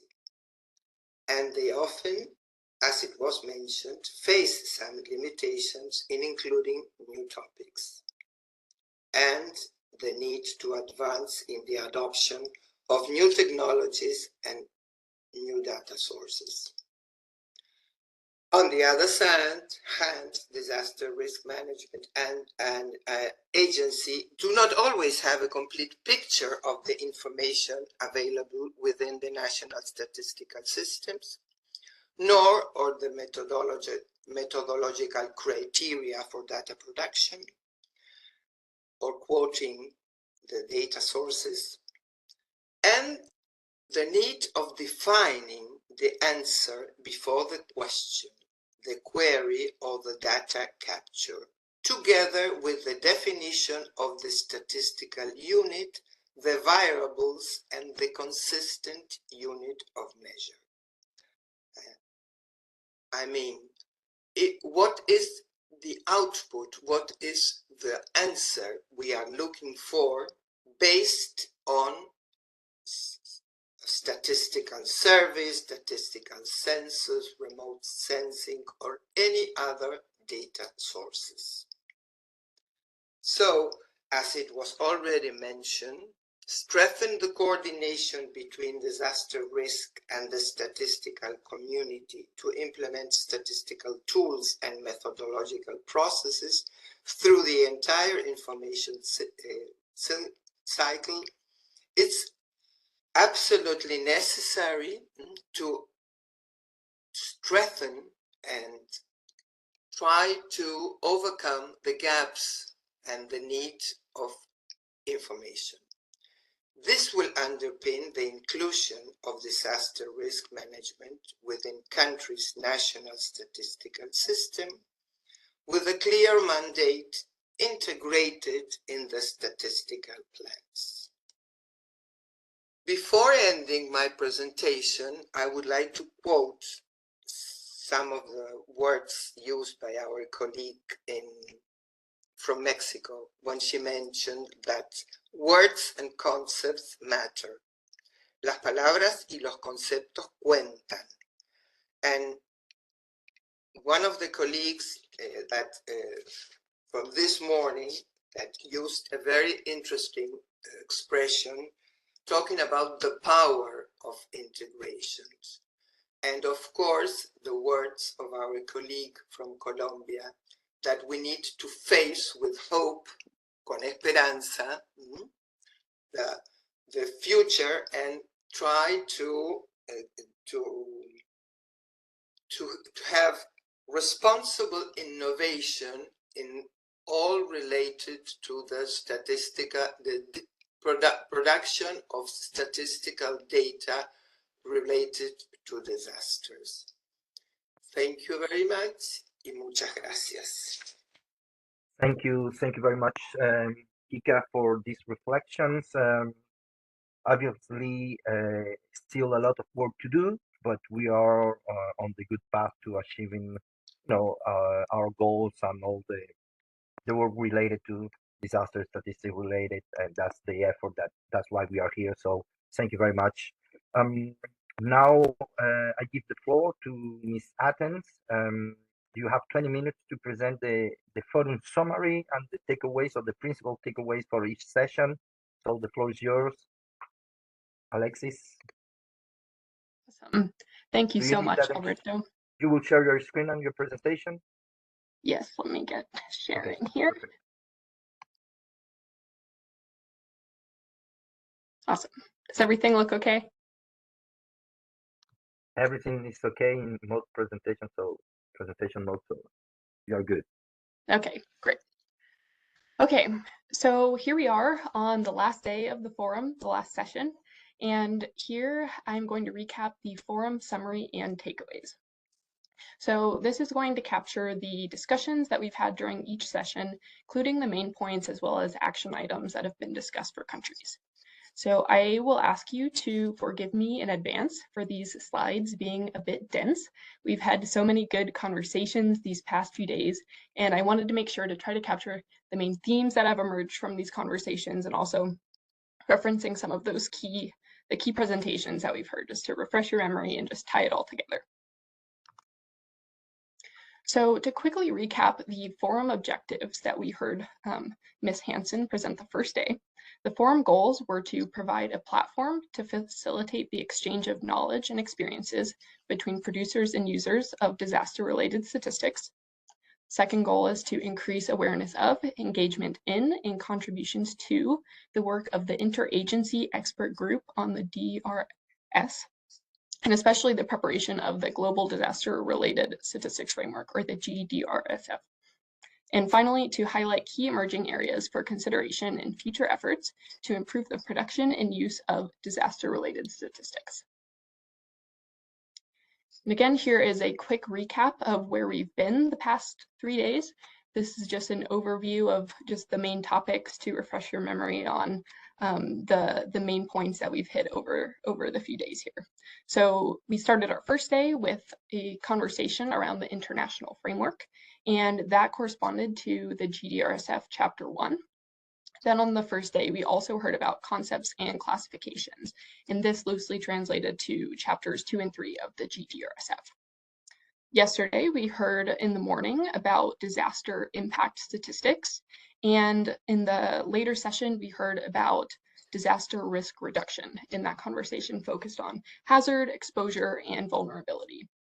And those translated to Chapters 5 and Chapters 4, respectively, of the G-DRSF draft. So this morning, we just heard about data gaps and innovative approaches. And now we are reflecting on what we've learned this forum, and we are looking at the way forward from here. So hopefully that jogs your memory of where we've been these past few days, and it also gives you a mapping of how the different sessions have corresponded to the G-DRSF draft that we've been focusing on this forum. Okay, so moving into the content. So let's begin with session 1.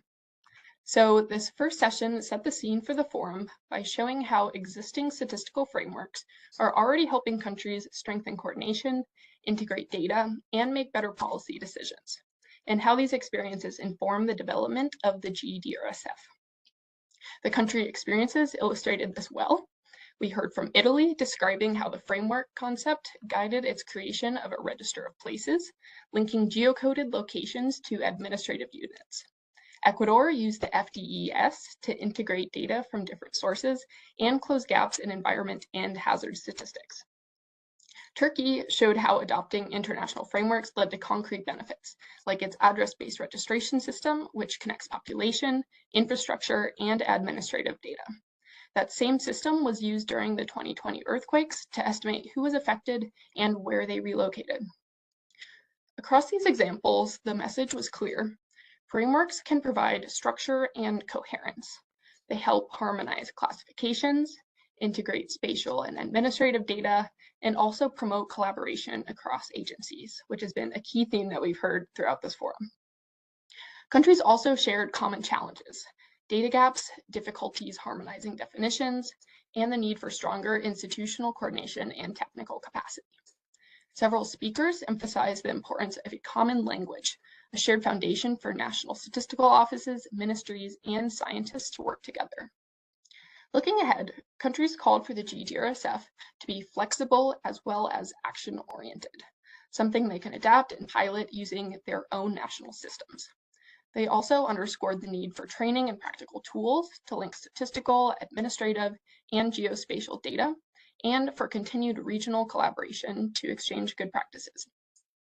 In short, session 1 showed that countries are already moving in the right direction, and the G-DRSF can bring those efforts together, providing the structure and cooperation needed to make disaster-related statistics both comparable and useful for policy, which is really, at the end of the day, what we are trying to achieve.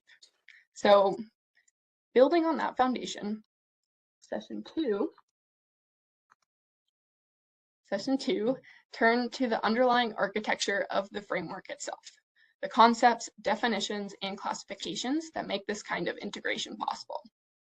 So Session 2 explored the core concepts and definitions that underpin disaster-related statistics, with a focus on how the draft G-DRSF brings together multiple frameworks, terminologies, and user needs into one coherent structure. Speakers highlighted that standardized loss and damage information is vital to understanding the real burden of disasters on societies, economies, and communities. Reliable data on losses and damages allow governments to plan recovery more effectively and to identify where resilience investments are the most needed and the most impactful. Another key theme was the role of disaster-related statistics in supporting early warning systems. High-quality data can reveal early signs of risk accumulation and help anticipate climate-related impacts before they escalate. The session also showcased how geospatial data and artificial intelligence can strengthen risk analysis, from assessing river basin hazards to monitoring fires, conflicts, and conducting rapid post-disaster assessments. These tools make disaster statistics more dynamic as well as actionable. Participants identified several priority needs in this session: improving data quality and time series consistency to track changes over time, building capacity to apply AI responsibly within statistical systems, and embedding consistent terminology across the disaster risk reduction community to ensure a shared understanding. Finally, countries and partners emphasized a few priority actions: continuing international dialogue and cooperation on concepts and methods, fostering partnerships between scientific, statistical, and policy actors, and ensuring the implementation of harmonized frameworks, such as the HIPS 2025 that we heard about during this session, across the full data value chain. In summary, Session 2 underscored that strong concepts, consistent terminology, and collaboration are the foundation for producing coherent, comparable, and forward-looking disaster statistics. So, with those conceptual foundations in place, Session 3, flipping over to Session 3 here, shifted the focus from definitions to real-world applications, how disaster impact data are generated and coordinated after events. So, Session 3 focused on how disaster impact statistics underpin recovery, planning, and longer-term risk reduction. The discussion began with the post-disaster needs assessment experience shared by St. Vincent and the Grenadines following Hurricane Beryl. While it remains challenging to obtain comprehensive baseline data across the different sectors, the PD&A methodology represents a major shift from traditional humanitarian assessments. It provides quantified evidence on losses, damages, and socioeconomic impacts, which turns support medium and long-term recovery, planning, and resource allocation. From the insurance sector, we heard from the Caribbean Catastrophe Risk Insurance Facility, who highlighted the crucial role of loss estimates in parametric insurance. These data are used to define trigger levels and validate risk models, ultimately enabling faster and more transparent payouts that help countries mitigate disaster impacts. The academic perspective, presented by Professor Kelman, focused on disaster-related deaths, an area still affected by inconsistent and sometimes incomplete methodologies. Reliable mortality data are essential not only for understanding the human cost of disasters, but also for improving preparedness and accountability. Finally, UNDRR introduced the Delta Resilience System, which will replace Death Inventar as the global platform for recording hazardous events, losses, and damages. The new system aims to enhance interoperability, comparability, and coverage across countries and hazards. Across all presentations, several priority needs emerged. Countries require accurate baseline data on exposure and vulnerability. They also require disaggregated data to understand the differentiated impacts disasters have on the community, and also unified methodologies to ensure comparability across PDNAs and national systems. To address these needs, participants emphasized 3 key actions. First, strengthening baseline data collection before disasters. Second, improving the use of disaggregated data for more inclusive recovery planning. And third, standardizing methodologies for measuring disaster impacts to ensure data are both credible as well as comparable. In short, Session 3 showed that disaster impact statistics are the bridge between response and risk reduction. Strengthening their quality, consistency, and coordination will allow countries to turn post-disaster data into actionable evidence for recovery and resilience. Now, from disaster impacts, we shifted over to Session 4, which looked towards risk measurement, how data can be used proactively to understand and reduce risk before disasters strike. So Session 4 focused on how countries and partners are improving the production and coordination of risk data, and what more is needed to make disaster statistics consistent and useful. Speakers emphasize that historical, forward-looking, and disaggregated data are essential to quantify risk, because where people live largely determines their exposure. They also showed how loss and damage provide evidence for planning and resource allocation, helping direct the support to the communities who are most affected and most in need. Examples included FAO's DIEM system, which integrates risk and impact data across different sectors, and UNFPA's population mapping work, which uses census and geospatial data to locate at-risk populations. Chile, Armenia, and Namibia presented practical national approaches from local risk indices to coordinated risk profile studies, all showing how countries are connecting data and institutions. Common priority needs that emerged from this session included addressing fragmented data sets, improving national and disaggregated data, and building lasting institutional capacity for coordination. Key priority actions were to promote multi-sectoral data integration, invest in training and open data platforms, and strengthen global and regional collaboration. In short, Session 4 showed that while progress is underway, scaling it up will depend on better coordination, open systems, and sustained investment in capacity. And finally, on the last day of the forum, we shifted to looking ahead. So Session 5, what we heard this morning, focused on innovation, how new data sources and partnerships can help fill persistent data gaps and strengthen future systems. So Session 5 highlighted how innovation and collaboration are reshaping disaster-related statistics. Countries demonstrated that combining traditional statistics with new data sources can deliver more precise and policy-relevant information. ESCWA presented a case from Gaza using satellite and radar imagery merged with census data to assess building damage. Canada linked flood extent maps with socioeconomic indices to identify vulnerable communities and monitor recovery, while Austria used its national microcensus to analyze heat stress exposure, showing that traditional surveys can be repurposed to new contexts as well. Across these cases, the takeaway was that partnerships drive progress. Collaboration among statistical offices, scientific institutions, and international partners makes it possible to bridge official and non-traditional data sources. Countries also stressed that scaling innovation must rely on interoperability, transparency, and ethical data use so that new methods remain sustainable as well as trustworthy. Key priority needs included stronger national capacity to integrate Earth observation, administrative, and statistical data, harmonized standards and metadata for interoperability, and broader partnerships and data sharing frameworks, including linking public, private, and academic sectors. Speakers called to pilot integrated data systems, expand national surveys to capture vulnerability and exposure, and formalize partnerships to co-develop and share methods.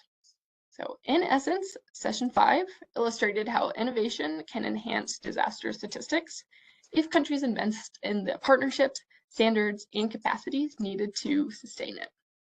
All in all, taken together, these 5 sessions that we've heard these past few days from the forum painted a clear picture that the building blocks for disaster-related statistics already exist. What's needed now is continued coordination, investment, and collaboration to bring these elements together under the G-DRSF and to make them work in every country. So, moving forward. So here we are at the close of the forum with just a few presentations left. And what I wanted to display here is the survey results from yesterday. I believe this was a survey result from the end of the risk statistics session, but I think these themes broadly apply and are consistent with the country experiences we've heard these past few days. The session 5 poll that we did this morning also echoed these same results, that data fragmentation was the leading issue that we heard about this morning. Not that the data doesn't exist in most cases, but sometimes the data isn't accessible because we haven't collaborated, we haven't built those partnerships yet. So this closing slide here, I just wanted to emphasize that the path forward entails coordination and collaboration above all. This is coordination and collaboration between users and producers, between NSOs and DRMAs, as well as the other agencies that house relevant data sources. In disaster statistics, these data sources tend to be fragmented across a variety of different agencies and ministries, and I think it requires a much higher level of coordination than other statistical areas might. So speaking on coordination, I'll also highlight the need for collaboration between the national and the international level. So we, speaking from a UN perspective here, we learn so much from you all, you who are on the ground, working with the data and making these technical collaborations and systems possible. We've heard so many interesting presentations these past few days, how people are forging new partnerships, on how they're making this all possible, and using data to really push new policies forward. So we are extremely grateful for the countries that took time to share their experiences with us this forum and in prior forums. The draft G-DRSF has also been a great work of collaboration, and we hope that you continue to engage with it moving forward. So with that, I will close by saying thank you all for attending, and thank you to our presenters. It's been a great discussion, and that I look forward to future collaborations as well. So thank you all, and back to you, Alberto. Thank you, Alexis, for this presentation, summarizing all this information through the 5 sessions and guiding us day by day, illustrating us what happened in this forum and presenting the needs and the action for each topic across the global disaster-related statistics framework and for the data gaps and innovation. And well, with this last one slide, moving forward and sharing what the participants think is needed. So thank you very much for all the effort, and discussing on the way forward is with pleasure that I give the floor to Mr. Kumar, head of Bonn office at UNDRR, and co-chair of the Interagency Expert Group of Disaster-Related Statistics. Mr. Kumar, you have 20 minutes to present next steps with the Global Disaster-Related Statistic Framework and Sendai goal. I'm not sure if you want that I share for you your presentation and just mention it, and I will try to do it. Thanks, Alberto. And yes, if you could share the presentation from your side will be helpful. But yes, I will not take 20 minutes. It will be much shorter. I know that we have had such substantive discussion over the last 3 days, and the presentation made just now by Alexis is just a testimony that so much of knowledge has built up over the last several years, and we have a very solid foundation moving forward. I'm speaking not only as UNDRR, as the head of its Bonn office responsible for the data portfolio, but also on behalf of the Interagency and Expert Group on Disaster-Related Statistics, in particular the 3 co-chairs, Kanza Ahmed from UK government, Ricky Hansen from ISCAP, and myself from UNDRR as the 3 co-chairs of the IAEG. I would start by just mentioning before we move forward on the presentation that when we embarked into the journey on Sendai framework 10 years ago, and then Hugo framework 10 years before that, data was considered to be a very technical topic, delinked often from political discussions and the decision-making processes. So it was left aside for the statisticians to come out with the analysis, and the political discussions and the decision-making processes move forward. It's very clear now with the 20 years of experience of a very structured dialogue on disaster risk reduction, and in particular last 10 years of the Sendai framework, that this way of working is not going to work. Today we know that while the mortality levels globally has declined by 50% or more, the affected population has increased by more than 70%. That's at the global level. At the most localized scale, we know how much of communities are facing the brunt of climate-related and other disasters, and which communities are more exposed and which communities are less. And all of this is foundational to any kind of decision-making for any kind of climate-related negotiation or intergovernmental discussions.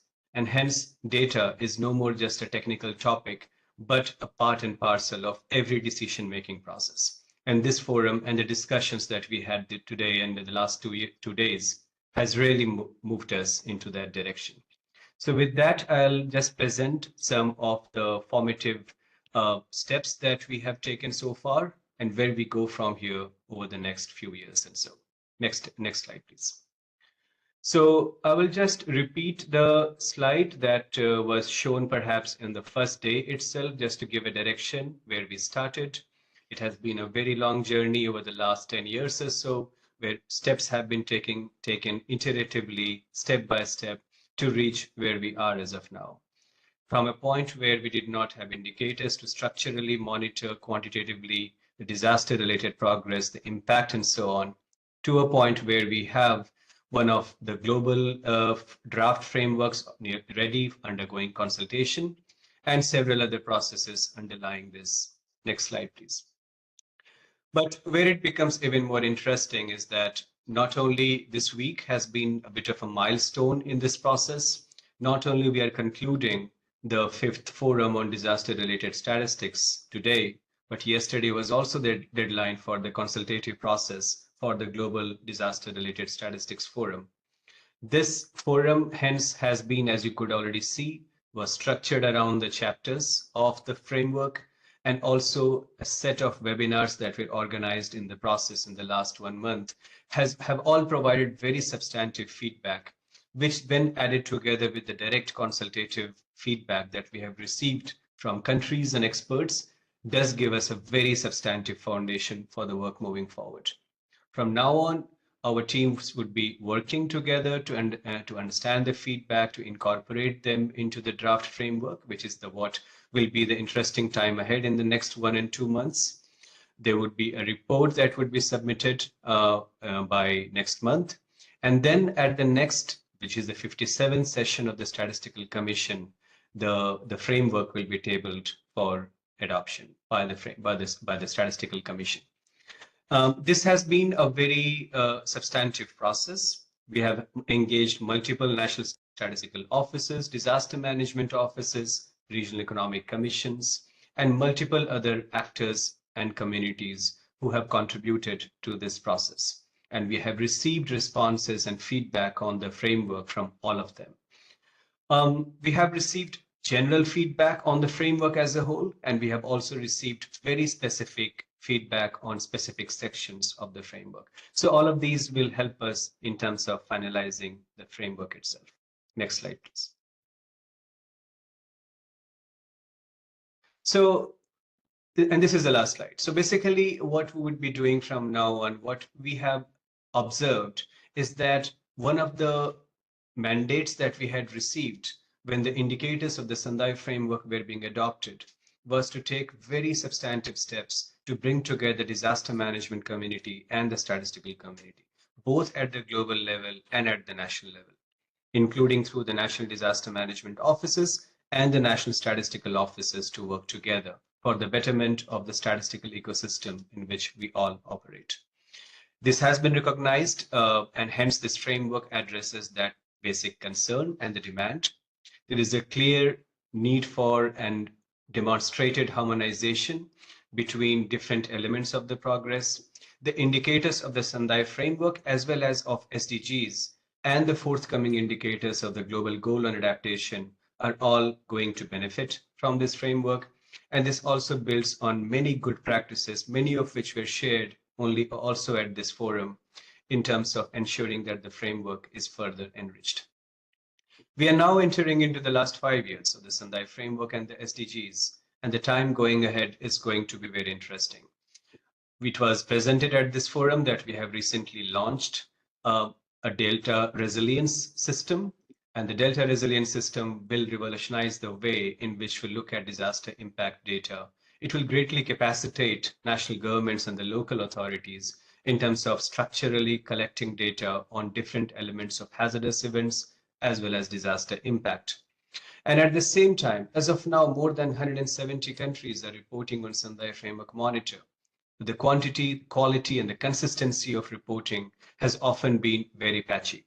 This is something which we really want to do so in the next 5 years to accelerate the implementation, because we wouldn't want to report very substantively in 2030 how fair was the success of the Sendai framework and the SDGs.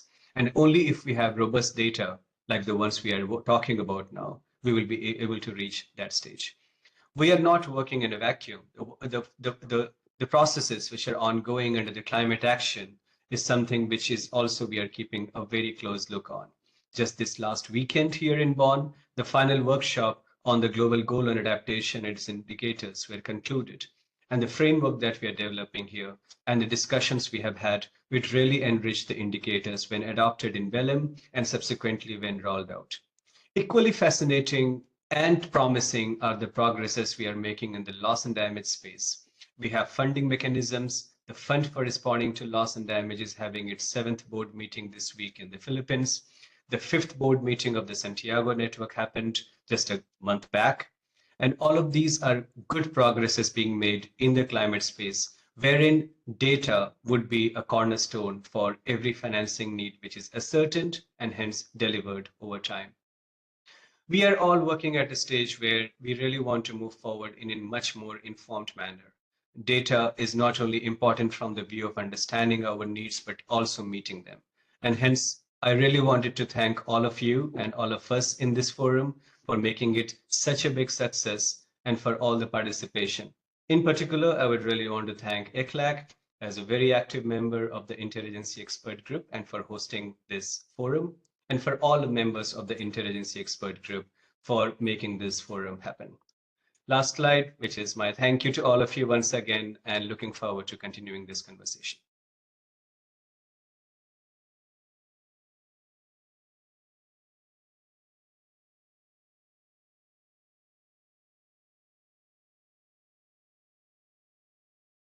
Mute, Alberto.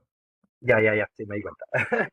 Sorry. I was thanking you, Ms. Kumar, for this overview and next steps of everything forward, and the key actions that we need to still working on and achieve all our goals related to disaster statistics related. Thank you very much. for your presentation. Thank you very much, Mr. Ocampo, to be here. I want to thank you in name of all the co-organizers, because we understand that you are in official business travel and you need to move from your meeting to be here. Also this, on Monday for the opening remarks. So thank you very much.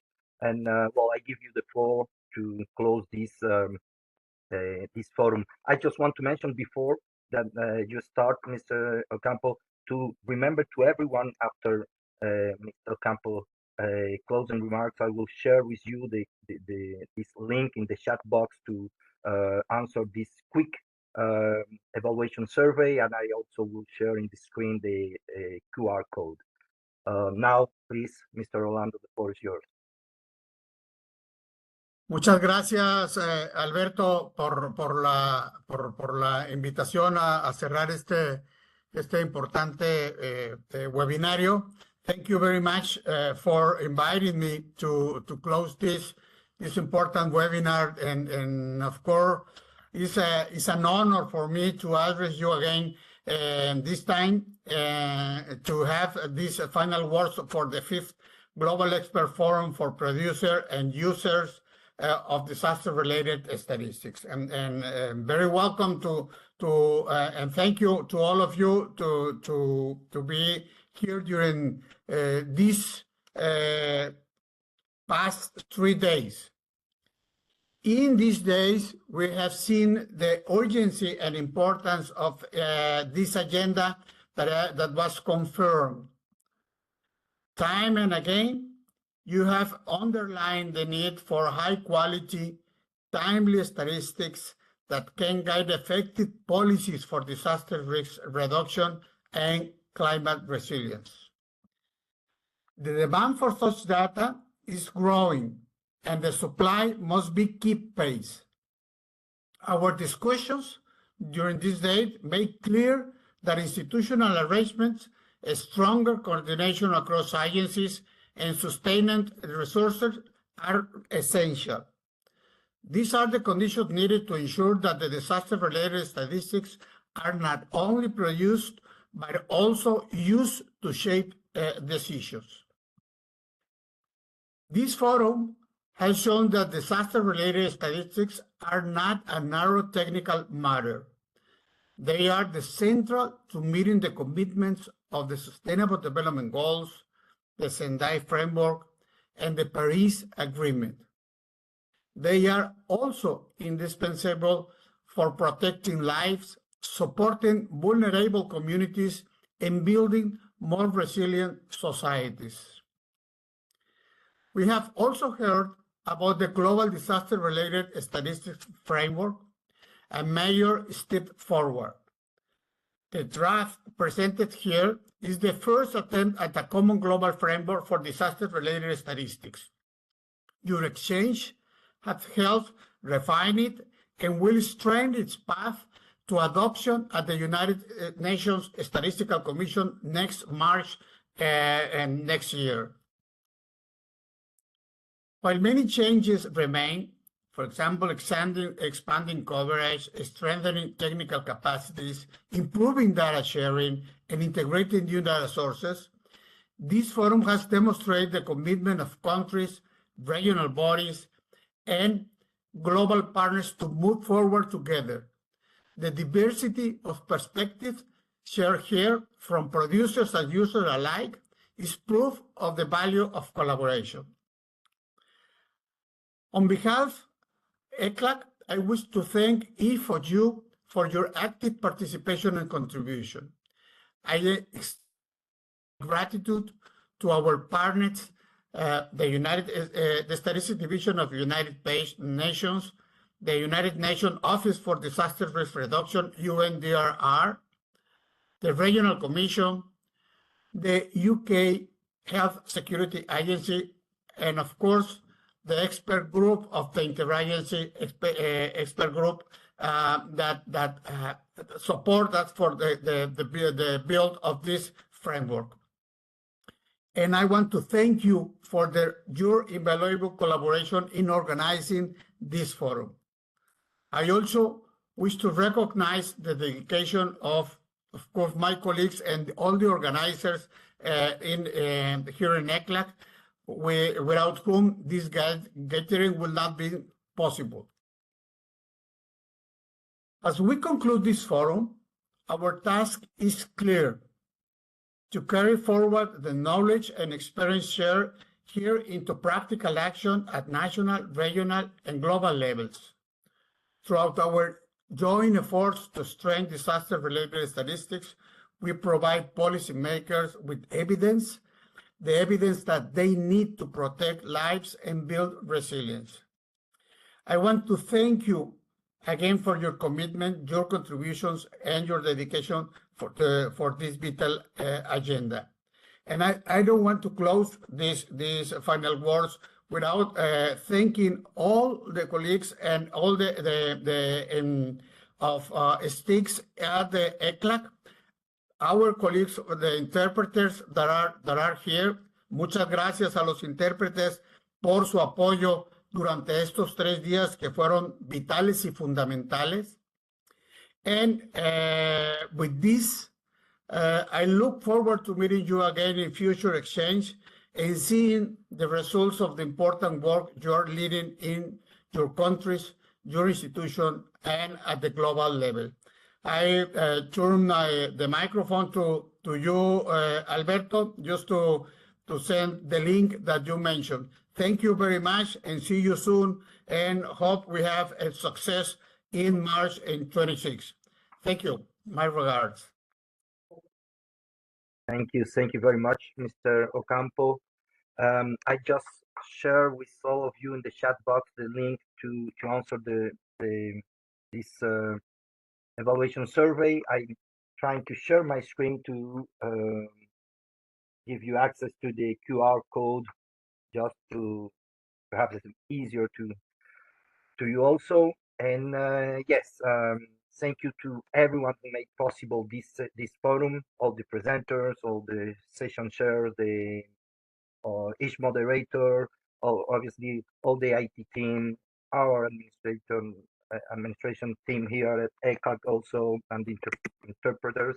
So and the co-chairs, the co-organizer of this FIS Expert Forum of Disaster Statistics Related. I invite everyone to answer the survey now, and thank you very much. I will mute myself.